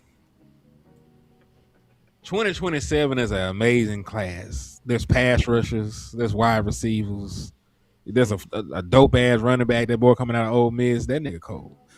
But point being, I don't want to be the Dallas Cowboys and them bitches looking at a left tackle in this amazing ass, super magical ass draft. So Tyler Guyton, for the love of God, don't go out there, bitch, and be sorry, my nigga. For the love of God, man. If you don't do it for me, do it for yourself, man. You in a contract year. We don't talk about it, but this nigga can get an extension after next season. This is year 3. He can get paid after year 3. They got to decide that they're going to pick up your 5th-year option after this year, my guy. Because, they decide that going into your final season of your rookie contract. So listen, you're playing for your NFL livelihood right now, bro. That's right. So I'm not even gonna say stock up or stock down. Now, you gotta say it. You gotta make a stand on this one. I ain't gonna let you do that one, bro. You gotta tell me. I ain't gonna let you do that. Nope. Let me think then. Yeah, take your time. Really take your time. I go while you think. I'm super stock up because it's the magical year to where tackles and defensive players that's on the trenches make their biggest and professional debut. That's year 3. We saw it with Gary. We saw it with Tank. We saw it with what's my boy that was crazy, had the blonde streak in his head. Y'all know what I'm talking about. Ooh, I have no idea. The blonde streak in his head. David Irvin. I knew you was gonna get it. I knew you was gonna get it here. I knew blonde streak. I knew that was gonna get it for you. So year 3. You can stay off the weed. Yeah, but year 3, that's when they hit. I think it's gonna happen with him mainly because his work ethic. That's the thing I trust about him. I think he's a worker. He not lazy. He not lazy, bro. The fact that when he was drafted, he paid his own money and paid for his own Airbnb to get to Dallas immediately to get to work. They had to tell him no. Now, there's some questions about him mentally and his mental toughness. I've heard that. I can kind of ride with that a little bit, maybe. You know what I'm saying? But I think it's the magic of year 3. I think he's also your most athletic dude on the team. And yes, I said that. I think he's the most athletic dude on the whole squad. Like, he played running back, bro, before. You see what I'm saying? Like in terms of traits, nobody on the team got better traits than him, bro. And I love the fact that Shotty said that when he went up there on a Saturday and he left something up there, it was only 2 dudes up there getting extra work. Only 2. Phil Moffitt. Phil Moffitt and Tyler Guyton. So I'm stock up because of year 3. I'm stock up because of how he wired. And plus, I love that he mean as hell, bro. He mean, bro. He the meanest offensive lineman, bro. For real. He'll punch in your face. He'll pancake a DB for no reason. He'll go look for dirty work. I like a guy that's looking to do dirt. That's him, bro. I think it's gonna come together this year. I pray. Fuck it. I needed to be stock up, so I'm gonna say stock up. There you go. Out for my own mental health, I'm gonna say stock up.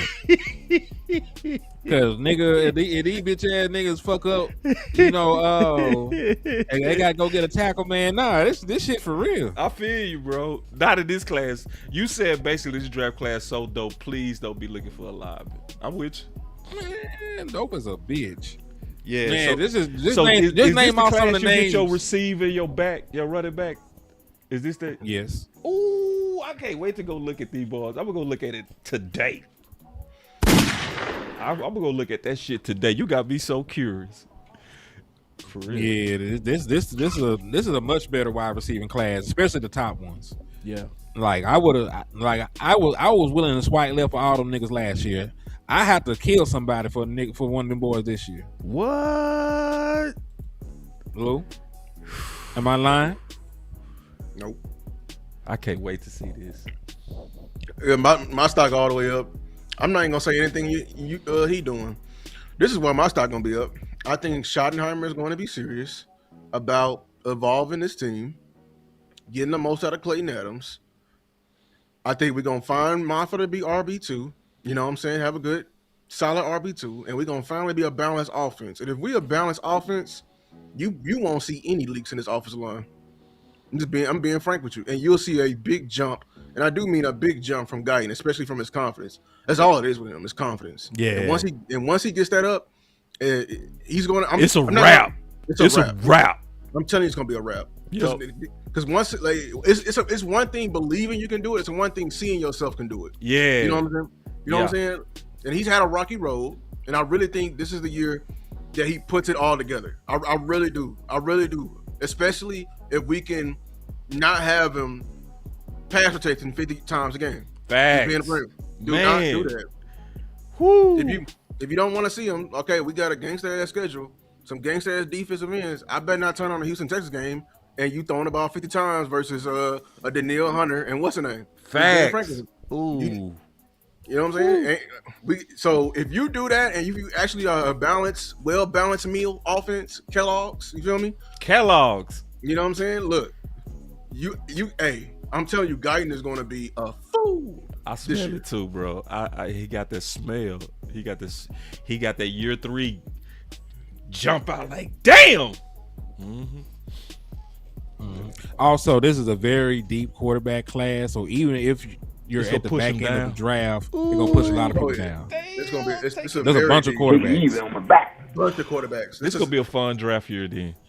We need to contend. We need to be at peak 22 and 24 like we always are, or 26, because it's gonna be talent. Take that back. 32. Take that back. We need to be at 32. Pick 32. 32. Yeah. I'm talking about in the back. Pick in the 32. At the back of the first round. Yeah. That's back. The back. Pick 32. Pick 32. Yes, sir. Pick and we 32. might make a trade for Max Crosby. Yeah. To put us over the edge. We need to do that earlier because they can fuck around and sign that extension before then. All right, let me see. I think we got a few more. Let me see. We got some good ones in here. Some fun ones. Skip to them. Let's do a fun one. Y'all ready?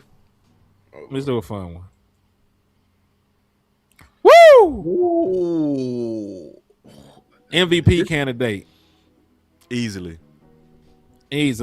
Yeah. Best wide receiving core he's had. Yeah. Second year with George Pickens, so because there ain't gonna be no filling out process. You know, he understands where Pickens going to be. He understands his catch radius. They got a rapport now. Him and CD Ben had a rapport. Now he's grown to trust Ryan Flournoy, right? So with the weapons around him, and if we can get an uptick from the run game, you know, going into this second season, they make some wrinkles and they're able to continue to run the football. And think about what he did last year, playing from behind and playing, being pressed and everything like that. Imagine this offense being able to play with a lead. Imagine, you know, the kind of control that we can have, especially with Dak Prescott as the maestro, getting them in and out of the plays, man. Like, I think Dak Prescott, you know, and that even year Dak is tricky on health. I saw that whatchamacallit. Because even in the it's tricky on health. And I think that's sort of junk science, honestly. Super junk science. Because because remember, he got hurt in 2023. He had the calf strain. So he didn't miss a lot of time because there was a bye week. He got the calf strain. You know, we had to bye, came back, and he still wasn't himself for a while. But he still put up good numbers, threw for 37 touchdowns, you know, broke the franchise record for a single season, all the other stuff. So as long as Dak Prescott is healthy, Dak Prescott is going to hoop. He go hoop, bro. Yeah, he got everything he needs. The only question mark is the tackles. And I saw Tyler Guyton die a couple times against Michael Parsons, and Dak Prescott still was out there delivering the football accurately. Yeah. Honestly, as much as we get on him, see, I'm gonna be fair.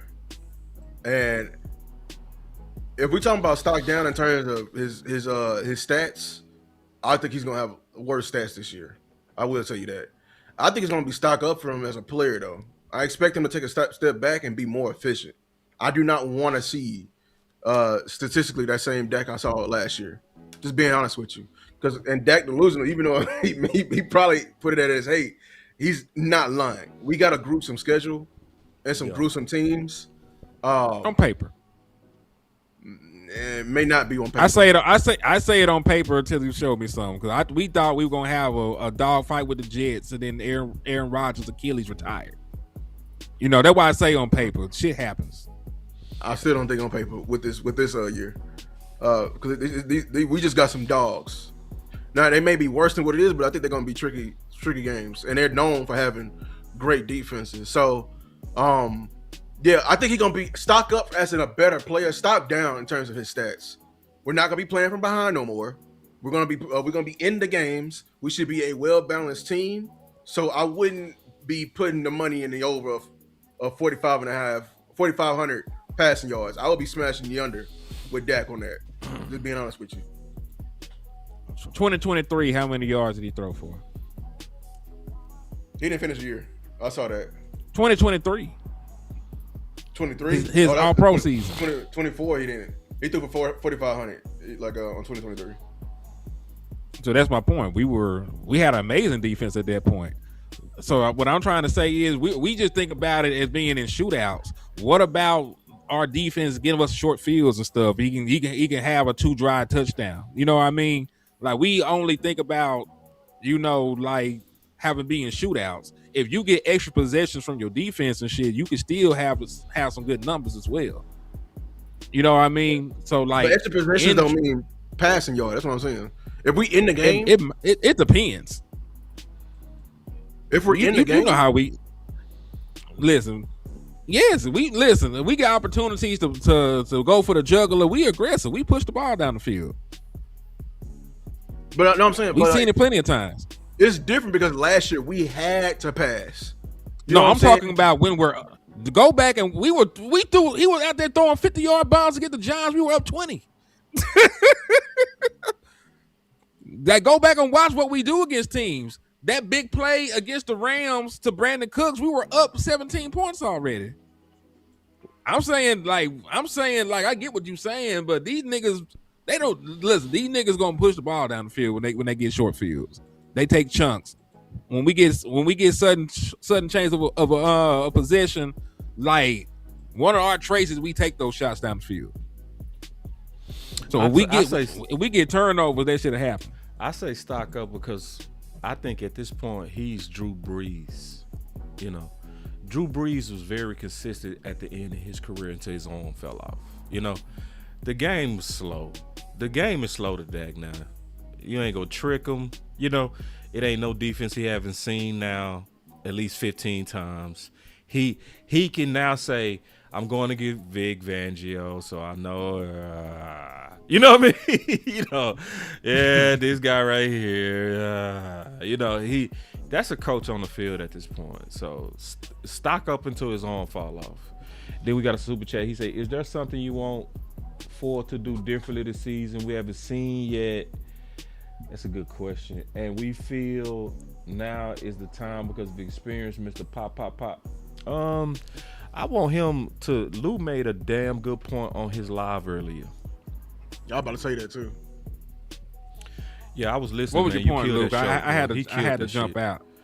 Yeah, he was talking about Aikman. He said Aikman did a real good job of deferring the guys. Yes. That's is Dak, to me, his problem can be taking on the pressure to say, I gotta be the heroes. Yeah. No, you don't. He put on the cape. Yeah, he put on that cape too much for me. Yeah, he put on the cape too much. That's the one thing I want to see Dak do, because that's what every quarterback at that level, as they get older, they do well. That's defer. What Brady. Brady deferred a lot. Brady, Manning deferred. Elway deferred, boy. Elway deferred. Manning, when he won that Super Bowl, Manning deferred. Yes, he did. Yes, he did. The Denver Manning deferred. The Denver Manning was horrible. People, both Super Bowls. People don't actually know this. He threw 8. He had 8 turnovers his first Super Bowl and only three touchdowns the entire run.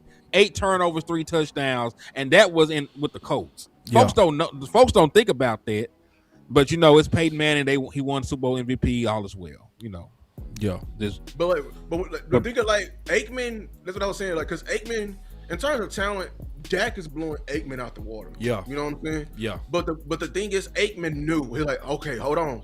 I may have overshot. You know what I'm saying? Harper in this end zone. So this time around, I'm going Novacek. Yep. You know what I'm saying? I'm taking He'll check it down. I'll check it down. Man, give it a 22. Yep. Let 22 work for a little bit. You know what I'm saying? Yep. Or then let me go to my reliable. Let me throw that little hospital ball. You know what I'm saying? Do I like Urban's matchup, playmakers matchup? And then we're gonna work with that. I don't think Dak is okay, when it gets in the moment, he wanna throw another, you know what I'm saying, a little deep dime. ball. Like a little, I'm like, hold on. He go slice people, man. He go throw it in a hole that's like, damn. Right. You know what I'm saying? That's the one like Aikman was check down king. He was, bro. Brady too. Brady too. Brady did too. He sure did. Yeah, so I think that was the best point you made, Lou, what made Aikman great is he knew how to defer, bro. That was the best point you said. It's like, I ain't having the best game. Let me keep giving it to Emmett. For real. Right. Like, yeah, he didn't give a fuck too. Here, Emmett. Nah. Here, Emmett. Here, like, before you even look, like, I'm going to dumb it down, like, real quick. So we got to move these chains. Like, you know what I'm saying? So, yeah. Aikman kind of took the gains. He just took the gains. Yeah, he took what it was like. The moment he felt the momentum, like, okay, we've been killing a little bit. All right, now let me take my shot down on Harper. Yeah. You know what I'm saying? Let me try this little deep. You know what I'm saying? Let me throw this go ball. And then he did like that. But. And so this is so real by A64. Look at this. Hen, what you think it is? Let me see. Cuz said Dak so wild he will need 2 to 3 yards. And shit, that nigga be going for the juggler. He did that in the he did it in the Detroit game. You remember that's how they got back down the field and could have won the game. Because we ended up having to kick a field goal. But he took a 1-on-1 shot, threw that bitch about 40 yards down the field. Look at this from Zay. See, that's real, dog. That's real. Dak said, "Fuck that shit." For real, dog. That's for real. How often do you see Dak throw that bitch away? For real. And that's the last case scenario. For real. You know what's the real thing about that? Look, at the end of the game, they blame the tacklers for them sacks. I've seen about 2 sacks that was purely on Dak. Yep, doing too much. Doing too much, holding the ball too long, bro. Yep. Like, knowing when to hold them. Sometimes you gotta know when to quit, bro, and walk away with your life. Yeah, you know what I'm saying? Like, that shit. He getting too old to still be having that mindset. That's because we bred this environment. That's why I said this is the difference between us and the '90s teams. Like in the '90s teams, when shit go wrong, okay. Like Darren Smith looking like I'm finna make a play. Like, you know what I'm saying? Washington, I'm finna make a play. I think on this team, we be looking to the stars too damn much. Like, okay, are y'all gonna come and bring us back in it when we can't stop shit on versus Green Bay? That's the difference between us teams and the teams back in the day. Yeah, bro. Yeah. The last time that Dak Prescott had a 100-yard rusher was the 2018 playoff game with the Seattle Seahawks. I did a lot of research on the Dallas Cowboys rushing offense in the playoffs. The running backs as a whole, were held to under 70 yards in every single game. As a whole, your running back room was held to under 70 yards in every single playoff game. So, I don't know what to tell you. I don't know what the fuck we supposed to do with that. And see, a lot of people go hate what I'm getting ready to say. The best Dak to me was boring Dak of 2016. That was the best Dak, and this Dak is better. Yes, but that was the best Dak. Boring Dak was the best. Aikman Dak. Yeah. Aikman Dak. Yes. That was Aikman Dak. Yes. And it made no much sense. That was probably our most dangerous team of probably the last in probably ever in Dak's career. I'm gonna tell you that rookie team was man. We went into Pittsburgh and beat Pittsburgh ass. Went to Green Bay. We went to Green Bay. Like, we were not only were we winning, but we were beating some contenders that year. Like, and I Green Bay, the Ravens. Man, we took out some dogs. I'm talking about Pittsburgh. Like Pittsburgh. Ooh, yeah, we went- won bullshit. That's what I'm saying. Like We swept the entire AFC North. Ooh, boy, that was Dak 2006. Boring Dak, bro. And boring Dak wasn't boring. He wasn't. He was just efficient. He made plenty of plays. He was just efficient. Like he'll go like the whole game 13 for 13, 116 yards. Yeah. You know? Like it'll be shit like that. And I'll be like, oh, I love it. I love it. It's like we not, you know what I'm saying? Yeah. Ooh, 864. Boy, look at this shit, bro. We can go on forever with this. He said they've been turning Dak into Breeze Rodgers. Man, exactly, bro. That's the culture right here. That's the culture, bro. When we pay you, we go try to make, you know what I'm saying? It's like other teams say, all right, we pay their way. Let's go get. Do more with less. Let's do more with less. Let's go get the running back. You know, let's lean on the running game. No, they. And that's why I keep telling people. Back on that. Mm-hmm. They had Dak Prescott doing this shit since back then. Because when he was on that rookie deal, what did they do for this football team? Nothing. They tagged him. Nothing. They went into a season with Allen Hurns and Deontay Thompson as the two primary wide receivers. That's crazy. And the moment we cut Deontay Thompson, he was out the league for the rest of eternity. Yep. Know what they did with this man? This man, and I looked it up. This man and Tony Romo's contract altogether was like $8 million, even with the dead money. That was the time to be aggressive. Yep. So it was. They didn't sign no wide receivers. They ain't go and trade for no pass rushers. They ain't go and get no corner. They ain't go get no safety. They ain't do shit. So like hell, I understand why Dak end up putting capes on and shit. He had to. That nigga ain't have shit. Yeah. Yep. All right. We got us a few more. That was an easy one though. That was a good one too. That was a good one. I'm gonna end strong. This ain't the end. We got some more coming. But I'm gonna say the best for last. I honestly do not know this kid. Stock up. Stock up. You got stock up on Shamar? Super. You must have seen him working out and that he was bigger. Nah. Yeah, that was one of my concerns about him, his size. But that motherfucker done gained about 10 pounds. Stock up. And I'm stock up because of year 2 jumps. That's it. Not really logic. Just kind of normal for players. You know? I mean, it's yeah. good logic. You think if he's going to be better than last year, that's basically what you're saying? Yeah. Much better. I think the game goes slow down. Because he had very good reps to build on. You know what I'm saying? I would say he was too small for me. That's the only thing. Yeah. But it's like, it's a benefit of being thrown in the fire. Like Revel. Like Revel stock should be up because he got thrown in the fire, bro. Like they gonna know what it feel to step out there. They ain't go, you know what I mean? Anybody that played know the first time you thrown into the fire is kind of like, ooh. But then when you been out there for year 2, year 3, you're like, yeah, let's go. I think that's gonna happen to him. He could play much better. Yeah, stock up if he's saying that he's gonna be better than last year. Yeah. But I don't think it's gonna be up that much. That's just me. I really questioned this. I think he's gonna be a great player. I need to see him gain weight. Until he gain weight, I won't fully buy in. I will say he gained some weight though. I did think he still need a little bit more weight. He need more weight. That's what I'm saying. Especially if he gonna be playing ILB. I still don't view him as a thumper just yet. Is he though? Is he really gonna play an inside linebacker? Because they had him doing pass rush moves. I saw that. No, that's why I'm asking. Because I saw him out there rushing the passer. Yep. I don't think they're gonna do that. If they do that, they really don't give a fuck about Maris. And then, and if they do that, really Parker got some kind of plan with them backers that he got some. It's like, bro, I gotta see how that shit go play out, bro. Yeah, I need to see this. Yeah, you know, are you seeing something that's not in the league?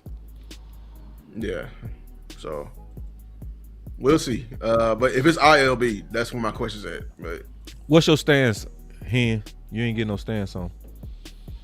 Shit, I'm gonna say stock up, and it's pretty much for all the same reasons. Cause pretty much he made some plays last year, but I think people get confused. Like a lot of them tackles was down the field. You know what I mean? Like a lot of them tackles down the field. Fact. But there was still some positive flashes. He did make some positive plays. He got a good athletic profile. He just little. You know, like I think we talked about this, Lou.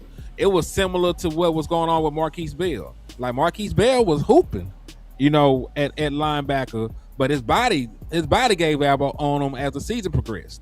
You know, like you take that kind of punishment, you know, you start moving a little bit slower, right?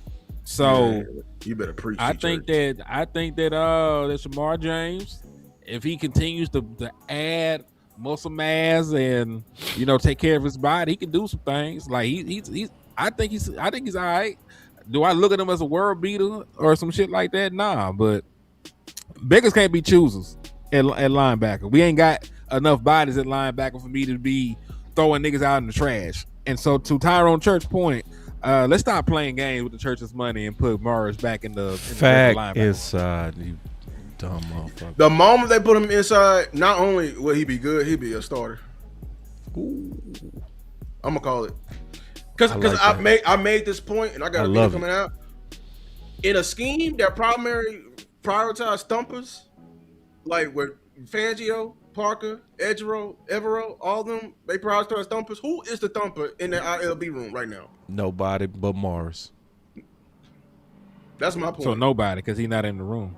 He's not in the room. So nobody. You don't have no, and I do mean you have no thumpers. And I know everybody doing the same thing. I'm seeing the content already. They doing like they did for D tackle. Oh well, they're not gonna be guys that's gonna be holding the gap up. They're gonna be guys who gotta beat them to the gap. You know, they're gonna be finesse type of guys. You're gonna win that way. You ain't gonna win that way. The same thing at linebacker. Just being honest with you, even with DTs, dog. I don't care about you covering space. If you ain't gonna beat no guys to come meet them in the hole, you ain't gonna win that way, bruh. It's physics, like Boss be saying, dog. We need thumpers in there, especially if you want to go light boxes just cause. And I'm gonna tell y'all, I don't care how much hoping you got. Overshown can't do it. Facts. Hey, listen, bro. Oh man, you hear me what I said? He can't do it. And I'm calling it right now. You talking about $1,000? That's a bad move. Yeah. I'm telling you right now, he can't do it. Do it. No. You better keep that boy in space. That's it. Hey, you opened up a painful memory, Lou. Painful, bro. Because they doing it. Because I seen some content today on it. They're literally saying how they love the linebackers are covering space and they're athletic. I said, all right, I ain't heard nothing about thumping. Let me remind of the wounds you opened up. Because this time last year, Broadus was out there and he was saying, are the Cowboys trying to actually win with the 3 techs, being able to beat with speed? Right? You remember he asked that, and we was like, hell no, that shit ain't gonna work, bro. And they got their ass in training camp, and they was getting folded. And then when they, but hey, I'm glad he asked it though, because that's what they tried. They tried, and see, and that's the point Lou saying is one of them things to where it's just against physics, bro. Like the fact that we was even considering 3 techs being able to play 1 tech on speed. It was like, yeah, they finna get their ass whooped, bro. Like for real. Listen, think about it. Even the best 3 techs you can think of played with big ass 1 techs. Right. Aaron Donald played with another Kasu, nigga. Hey, can we explain that? Because we got different people listening. They might not know the difference. Can you explain that? Yeah, man. When we talk about 3 tech and 1 tech, your 3 tech at the defensive tackle position is normally the guy that's better suited to get upfield and disrupt the passing game. Right. And we'll talk about from a 4-3 perspective, right? Yeah. Because you would have a 0 tech in 3-4, right. But your 1 tech would be the space eater. He'd be the big body guy in there to help you stop the run. Right. So those are the difference. When you think 1 tech, think Vita Vea. You think 3 tech, think Aaron Donald. Right. And Aaron. So yeah. So and that would be or like also Aaron 3 tech. Donald. Yeah, also a 3 tech that you had. 1 tech. 1 tech. So this the thing. That 3 tech has no business playing 1 tech. No. Because a lot of people don't realize this. Osa played at like 275. Yeah, he go get pushed. Period. It's physics. Osa play at the same size as some of your ends. Yeah. Right. Aaron Donald played at like 280. Like Right. these niggas is not big human beings Right. in the grand scheme of things when the guards are 330. Right. The center 315, 320. They're going to lose, bro. Mm-hmm. Yeah, it isn't there is no I hope, this is not I pray. No, It's not they're speed. going to lose, bro. They're And you going to saw it. lose, bro. They're going to lose. Yeah. So yeah, That's, I don't and that's wanna the see point. That's what small- Lou was saying with linebacker, basically. I don't want to just because I know we got DTs now, but oh my god, don't we do that here? It seems like when we invest in one area, we want to go cheap and out of the rules in another area. Okay, we got DTs now. Can we get some thumping linebackers to match with it? It's like we like to put on the Jordans and we want to put on some church socks, some dress socks with it. Like, I'm like, you don't feel that the air between your toes when you put on them Jordans, dog? It's like, Air between your toes. Dog. like, God, dog, man, go get some. Don't they feel uncomfortable? Don't they feel uncomfortable, You don't bro? feel your foot slipping and shit. Yeah, dog. you got the shoes. You go got get the some shoes. socks. Get some socks. Go put some socks, man. Go put some socks on. It's like you know the Cowboys doing right now. We ain't got no socks on. We going out there just raw, just putting the stanky foot just in the damn Jordan. That's what we doing right now. Just stank. I think these backers do fit though. It just you just gotta put them in the right chest place. Yeah, you they on gotta put 'em that. in right Everybody, position. right? No, they're redundant. Everybody fit that one position. That's why when they traded for Dean, I was like, oh, he here for Overshown spot. Overshown spot is right there. Move him over, not the mic. Move him over in that wheel, right there. Wheel. That's Zach Bond spot. You know what I'm saying? So Yeah. I love this comment right here, boy. he said DTs So are like guards. DTs are like guards for linebackers. I love it. I get it what he's saying. Totally get it. Totally get it. That's why I'm glad we got it. So glad we got it. Last one, y'all. Listen, y'all went through 2 shows. I'm proud of y'all. Clap it up for yourself. Stock up. We might do a part 3, damn it, because we still didn't go through everybody. Yeah, but it's like, who the last one? Oh, I know who's gonna make it the last. we got one more. Y'all ready? Yes, let's do it. This gonna be fun. Boom. Super up. Ooh. To the moon and back. Take it easy on my back. Yeah, man. These the best. Listen, Boss Cowboy, you sit here and told me that this was the best wide receiver tandem ever. You told me that. I did. You told me that this was the best wide receiver tandem ever because I asked you. I was smoking. I asked you, was they better, than what the Colts had back in the day with Peyton Manning? And they got 2 guys in the Hall. They got 2 niggas in the Hall of Fame. You know what I mean? So Yeah. But listen, I understand gotta why you correct would that say because I was that, though. tripping, bro. I understand why Because you would say T.O. that. and Jerry Rice played together. They did too, didn't they? Yeah, they did. I fucked up. T.O. They closed T.O. though. Jerry Rice. Yeah, T.O. and Jerry played together at San Fran. That's the best deal. Isaac. Yeah. So like there's been some great wide receiving duos. But this one, this is one. yeah, this one's dope. This one's top dope. 5 easily. Yeah. Yeah, this is amazing. Also, Chris Carter and Randy Moss played together too. See, that's why I say top 5. I was tripping. Yeah, but point being Because though, Chris man, Carter and Moss is better than them too, bro. Like for real, yeah, easily. yeah. Let's be real. Randy Moss is a different species. That man, I don't know that man was really human. Right? They sent that man down this bitch from Mars and say, "Hey, go see if you can blend in." Yeah, I was tripping. I was on one that day. I was kind of over my skis. I had to come back down to earth. But they top 5 all time though, easy. Yeah, I get it. But they're gonna do amazing shit because they play with an All-Pro quarterback. They're gonna have. There's not gonna be a wide receiver tandem that can fuck with them, bro. Nah, ain't nobody got 2. Listen, I don't know if they got corners that can stay up with CeeDee Lamb. I see CeeDee Lamb smoke everybody. yeah. The Kansas City Chiefs had an All-Pro corner and he baptized his ass. You know what I mean? Like George Pickens was out there baptizing people. Like people forget he caught like a what was a 50-yard bomb on Sauce Gardner when we played the Jets, like 50 yards. Oh yeah, yeah. So like, who were they gonna throw out there? You know what I'm saying? Like they're going to win their matchup, and the ball's gonna be delivered accurately. You know, and they're gonna get a lot of this shit off of play action because we can run the football, and we're gonna force you to play light boxes. We're gonna run the ball, and then when you decide to take somebody out of coverage and get a heavier box, you're gonna have them guys isolated one-on-one on islands. So I don't see a world where they fail outside of Joe Milton throwing them the football. You know what I mean? Dak Prescott would have to not be there in order for them niggas not to work this upcoming season. So stock is all the way up. He said, "I know Boss give GP and C the same years as the others." Listen, bro. You can give CD and Pickens 5 years together, and they will not be Jerry Rice and T.O. together. What do they win though? Because they never won a championship together. So what have they won during them 5 years? Oh no, they didn't win it. They didn't win it. But I'm saying that it's just how because this one and this one Jerry dog. Like Jerry. Because listen, the consensus is Jerry Rice is the number 1 wide receiver ever, all time, and T.O. is number 3. Because the top 3 on most people's boards is Jerry, Randy, and T.O. That's right. Two of the top 3 wide receivers ever played together. No, matter of fact, no. I'm sorry. Sterling Sharp to me is over Jerry.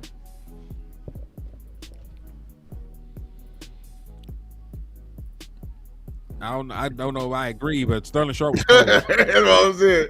Shit. That may be wilder than you saying Michael Jordan to go. No. I digress. No, Michael Jordan that nigga. I need to stop playing, man. Listen, y'all. The only reason Sterling is not number 1 all time is because that neck injury. He was outpacing Jerry Rice, and he was more complete. He was everything that Jerry was, but bigger, dog. That's another fight for another day. But anyway, no, I don't care how long they play together. They are not ever going to be T.O.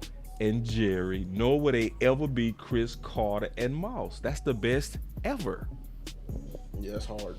But top 5, I can see it. Jerry made 11 All-Pro teams. Mm-hmm. What Sterling do? Let me go take a look at Sterling Sharp. Shit. Sterling used to put 4 touchdowns on the champs. Shit. But Sterling was same, man. Sterling made 3, but Sterling only played 7 seasons. But in a 7 season span, he had 8,134 yards and 65 touchdowns. Dog.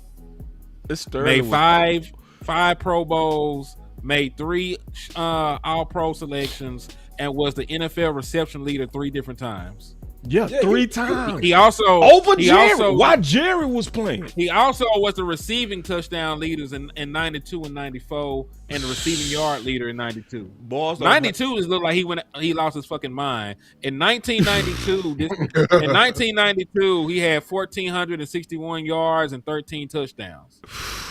Who did he play for? 19. Green Bay. Listen, that Sterling was nice, dog. Like, I'm not bullshit. This is I'm seeing your Jordan argument right here before my eyes. I see. Yeah. You don't like longevity.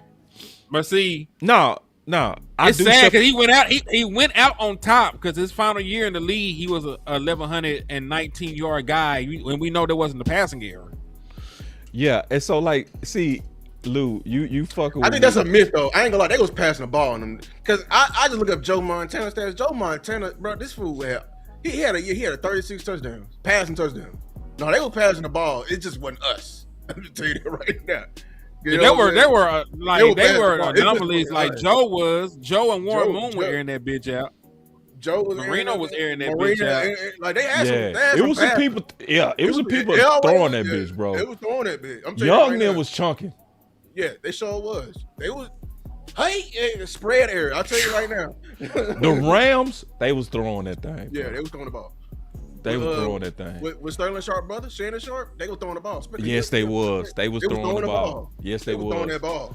Like Sterling, I saw Sterling truck a safety, dog. Something I ain't never seen Jerry do. I'm talking about flat over him too, bro. See, boys gotta remember, Sterling was like a 4.2 speed, but was like 210, 215 at receiver. Dude was a rock. Say, but go look him up. So you trying to go at my longevity thing? I was just being funny. Let's talk it through.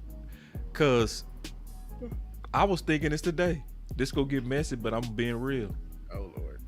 Yeah. Get ready. I don't believe Brady is the skill GOAT. I think he the overall GOAT. The overall skill GOAT is Aaron Rodgers. You with me? I swear I think you. Then how the hell you not with me? I said that. I said skill GOAT. I said that. I'm big on skill GOAT. See, the overall GOAT might be different than the skill GOAT. What I'm saying with skill GOAT, if you took talent. The talent. If you took Aaron and dropped him in New England, you do more. Yes, you do. Yeah, like who on that trajectory is Mahomes. Mahomes got that skill. Yeah. You know what I mean?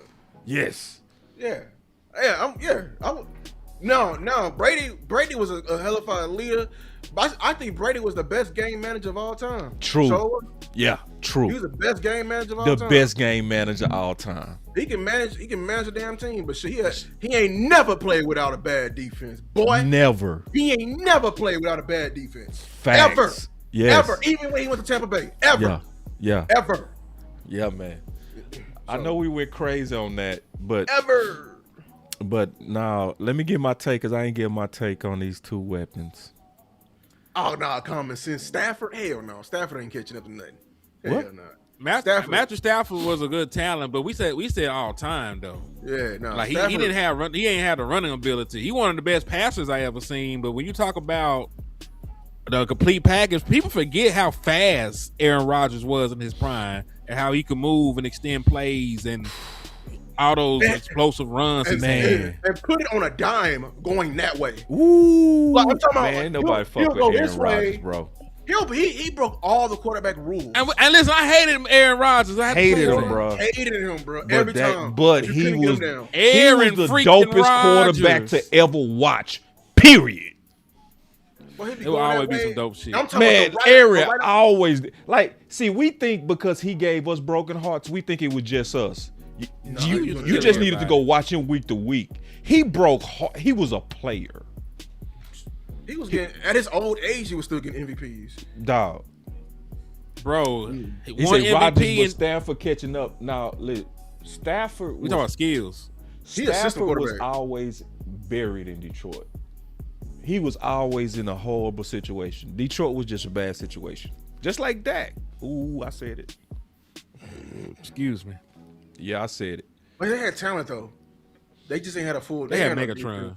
Megatron. They had talent, but they was like us, where they had offense, no defense. Yeah. They had like a couple of years with the defense. Yeah, they couldn't draft to save their damn life on defense until they got like Darius Slade, the best defensive player they had was Ndamukong Suh, and they didn't even keep him around. Right. So then that was very goofy by them. Yeah, and see, even 2000, like low key, one of the best quarterbacks in 2016 was Stafford. Yeah, they made the playoffs. Remember? Yeah, and him and Dak we beat that ass for game-winning drives. Dak had the most game-winning drives, I think, with 7. He had 6. But I would say it was harder to do in Detroit, though, straight up, because it was all on Stafford, for real. I give Stafford credit, but I still say he ain't better than Dak. Oh yeah, I think he's a system. I like Matt.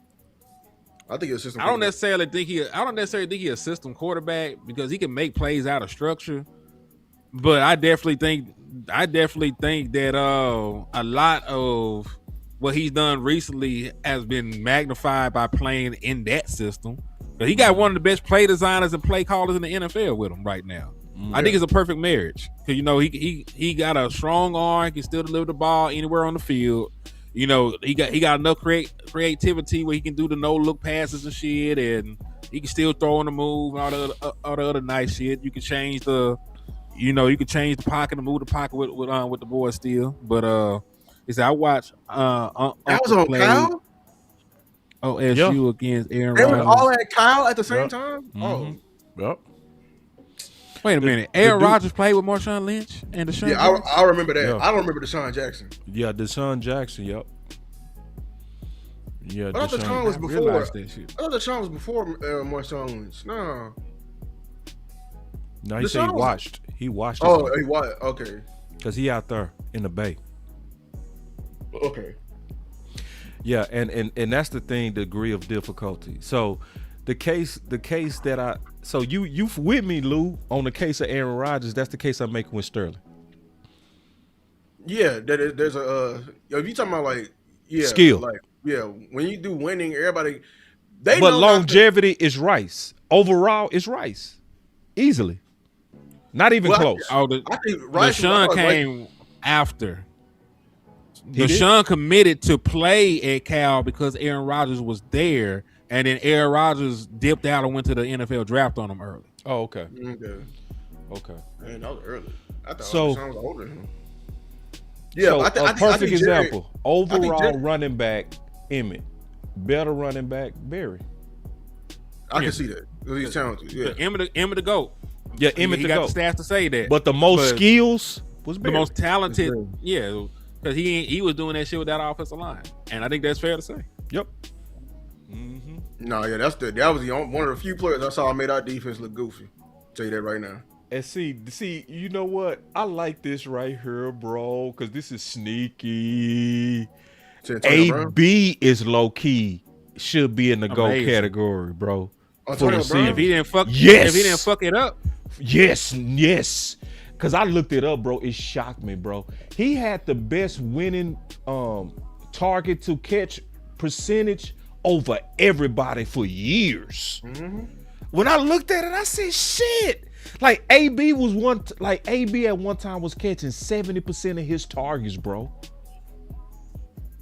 That's crazy. See, Dr. Dream, I can see that, bro. And it was straight route running too, because he was not a big receiver. He was a small receiver. See, Dr. Dream talking real bald. He like 6'1". See, people would think he crazy. He not crazy, bro. No, he not crazy. AB, when he was locked in before that hit, man, nobody was fucking with AB. I don't think people could really see it because he was small. Yeah, he was small. That's the only thing. But that's what made it even more impressive. He was probably the smartest route runner I ever seen in my life. Just everything. Because he knew how to beat you, but he knew you ain't gonna be able to touch me here. Like, you know what I'm saying? Like, hey, we got AB went for 12,291 receiving yards, 83 receiving touchdowns, 5 return touchdowns, made 5 All-Pro selections, 7 Pro Bowls, 2 NFL reception leader, 2-time NFL receiving yards leader, touchdown leader in 2018, and was on the 2010s All-Decade team. Yeah, AB should be in the discussion for GOAT. He won't be. Super Bowl champion. Because he crazy. God forgive me, I don't want to say that. God, But you also got to think too, because he only 37 years old right now, so technically he could have still been playing. Yep. and his career been over with for years now. Yeah. I mean, sometimes great players leave early. Like Megatron retired very early. Yeah. You know what I'm saying? And they did him wrong. I still don't forget what they took all his money back in their retirement and their contract, which is bullshit. Because they let Andrew Luck keep all his damn money. Sure did. So so I didn't give my take on this, the stock up. My stock up is because to me everybody has massive incentive. That's the thing. Mm-hmm. CD low-key got incentive too. Like, I know a lot of people don't want to hear this, but it's gonna create a competition between them dudes, bro. You know what I'm saying? Because both of them are knowing they playing for their future. They both are playing for their future. People try to treat like Pickens playing for his future. No, CD is playing for his future too. Massive cap hit next year. He's coming up for another contract again. He's older 2 years than Pickens, right? So he got to solidify his 88 to Dallas. There has been question marks risen on who's the guy. And so both of them have a lot of incentive. That's why I'm super stock up. Super. Yeah, stock up. Ain't nothing to be added to that. Now I do question. I'm paying attention to it. I hope they don't hold out the Pickens. I'm just be real with y'all. Me too. I pray they don't do that. Yep. Like, they could try. I'm all the way against that. I pray we don't do none of that. None of that Amari. Hey, rebuke in the name of Jesus. I'm telling you that right now. I mean, I know, but listen, I already said this before. There's a world where they pay Ryan Flournoy over paying George Pickens. They can do that. I just want you to give them a fair shot. Rebuke in the name of Jesus. I don't want to see that no honey decrease in targets and everybody like, well, I mean, it's because he's healthier again. Yeah, he's healthier, but y'all was bullshitting last year. Even when CD was healthy, you didn't give it was some crazy that game where you didn't give CD not CD GP any targets in some of them games. Like he was going into the fourth quarter with like 4 targets. So yeah, like miss me with that. It's gonna be a decrease, but I better not see a giant ass decrease like I saw with Amari Cooper. So, and I love Flower to death. And yeah, and honestly, he shouldn't lose any targets. You know who should lose targets next year? We already went over. His number's 87. Take them targets away from him. Yep. He had I said that nigga had a miscellaneous 102 targets. Yeah. Like there's no way in hell you just throw the ball to Jay Ferguson 102 times and just like, that's what we want to do. That's how we live. give me 60 of those. Let me have that back. Let me have change for this 20. For sure. Yeah, because listen, like you probably need to take about 40 of that nigga targets away, and redistribute them. Mm-hmm. And listen, if you give, and life ain't fair. You gonna have to give like CD and George 30 of them bitches, and then you can give 10 of them hoes to Ryan Flournoy. Flo, you can get an extra 10 out of this deal, but your two super weapons gonna have to get those other extra targets. Because Jake Ferguson ass don't need them. Yeah, we good off that. So we good on that. I pray. That's the only thing. But other than that, stock up. Yeah. So man, we appreciate y'all rocking with us, man. We got another dope show that's gonna be coming up. Hen didn't invite me, but I'm inviting myself. We got 2 shows in. It's 2 shows coming up. Yeah, we got 2 shows. And listen, this is dead season, so we're gonna be talking about a lot of stuff. That's just conversational barbershop talk. That's just kind of this part of the season. It's gonna be rankings and shit like that. Where does Dak rank? We could probably talk about stuff like that. It's that time of the year where, you talk about barbershop conversation. So we gotta definitely talk about, just to get on record, boom or bust. Indeed. On these dudes that was drafted. I can't wait to do that one. Yes. And then we supposed to be looking at some people going into next year. Draft, yeah. Draft. And hold on. I invited you which to is both early those, as hell, bro. I'm with it, but damn, that's early. College football video game finna drop, nigga. We might as well. Yeah, I mean, it's conversation. Hey, ain't nothing wrong with being early, bro. Nothing. Listen, I don't know about y'all. I've been working on my board. Lou, you been working on your board already? Hell no. No, I ain't touched it. I still been looked at it, but I'm gonna look at it now. Nigga, I've been working on my board. Say, listen, I'm gonna tell you something. If I start this early, I'm gonna go ahead and write another book. They might well gonna do it. Yeah, that's right. If I start this early, by the time I get to February, it's gonna be a whole book. I promise you. Because you're gonna have a good baseline. Exactly. Yeah. And so and I'm finna take a long ass break. So I'm gonna do the same thing you doing, Hen. I'm gonna take a break and I'm gonna dig into the draft hard this time, bro. This time I'm gonna be like, super knee deep into that shit this year, because I feel like we always good at draft content, but if we start this early, it's gonna be over. Oh, nobody can fuck with us. On that draft stuff. I'm telling you that right now. Yeah, you know what I'm saying? Nobody can. Yeah. Say that again. I said nobody can fuck with us on this draft content. I agree. So nobody. When we doing boom or bust? Next Thursday, or whenever you want to. We can do it tomorrow. I don't give a damn. Shit, let me know. Just let me know when we doing this so I can make arrangements. I don't even care, bro. We can do that whenever you want to. We can do a Monday, Tuesday. It's dead season, bro. Just we doing a whole first round, or we doing like marquee guys? I say split it up, bro. Just like we did now, because tour we can take our time. To be honest, I like it when we take our time, bro. It's better shows to me. Yeah. I tell you what, I already have our 32, our top 32 big board. So we can just go through that list. We can start with that list and just go through that shit and say. No, I'm talking about boom or bust from the people that was drafted, so that we can make a prediction and say what's getting ready to happen with these dudes that was drafted. Like, for instance, I think Love got drafted into a hellhole. So I think he's gonna be a bust. I was gonna do that based on our board too, though. Oh, based on our board. Okay. Oh, you talking about getting like, our old board? Yeah, we already got our old board together, the top 32 people that we had, and then we could say based on where they ended up if it's boom or bust. Yeah, I can't wait to do that. Yeah. So that's gonna be a dope show. I can't wait to do that show. You know what I'm saying? And I'm gonna be very honest too, bro, cause I'm a little bit afraid of Malachi. I ain't gonna lie. I'm not too certain on that. Just. I don't think he busts here. He got too much shit to work with. He got a highly touted defensive line coach. He has the best pass rush specialist in the business. He got a young, ingenuitive defensive coordinator on his side. Like, he won't have early returns on investment, and that's normal. But I have no doubt with his work ethic, what he has to work with, and the coaching staff around him, that he'll be able to blossom.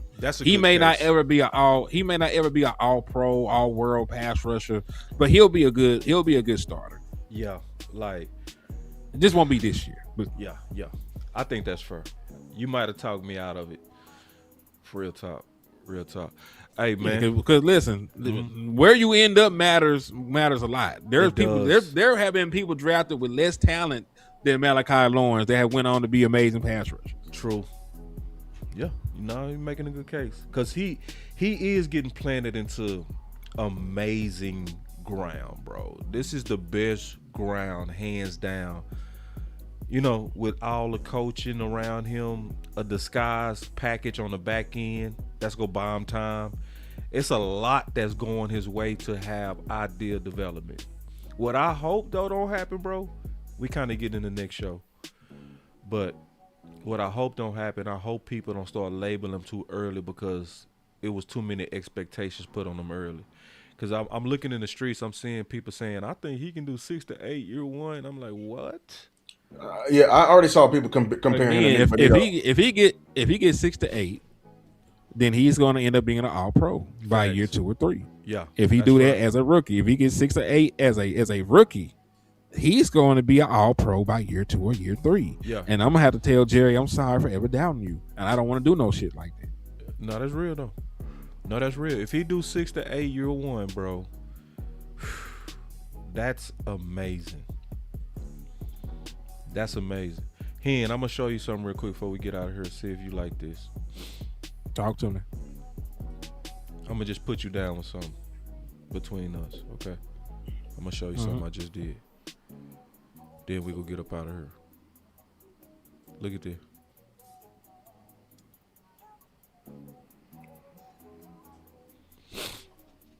I'll talk to you after the show. Bet. Yeah, because you're doing some dope shit, and I got you. We gonna talk about it. You feel me? Already. Yeah. Hey, but y'all know what it is. It's Boss Land. To the next live. To the next video. Peace. Hold on, man. I gotta hit this button right here. I like to go out the right way, bro, because you got them haters watching. You hear me? Ghost watching haters. I know that you're watching, plotting and wishing and praying that I fall. Yeah. Shout out my haters, I know that you're watching. They watching, bro. Plotting and wishing and praying that I fall. Shout out my haters, I know that you're watching. Plotting and wishing and praying that I fall. I just want to talk to you niggas. I just want to talk to you. Like, keep this shit right. I make this the first one.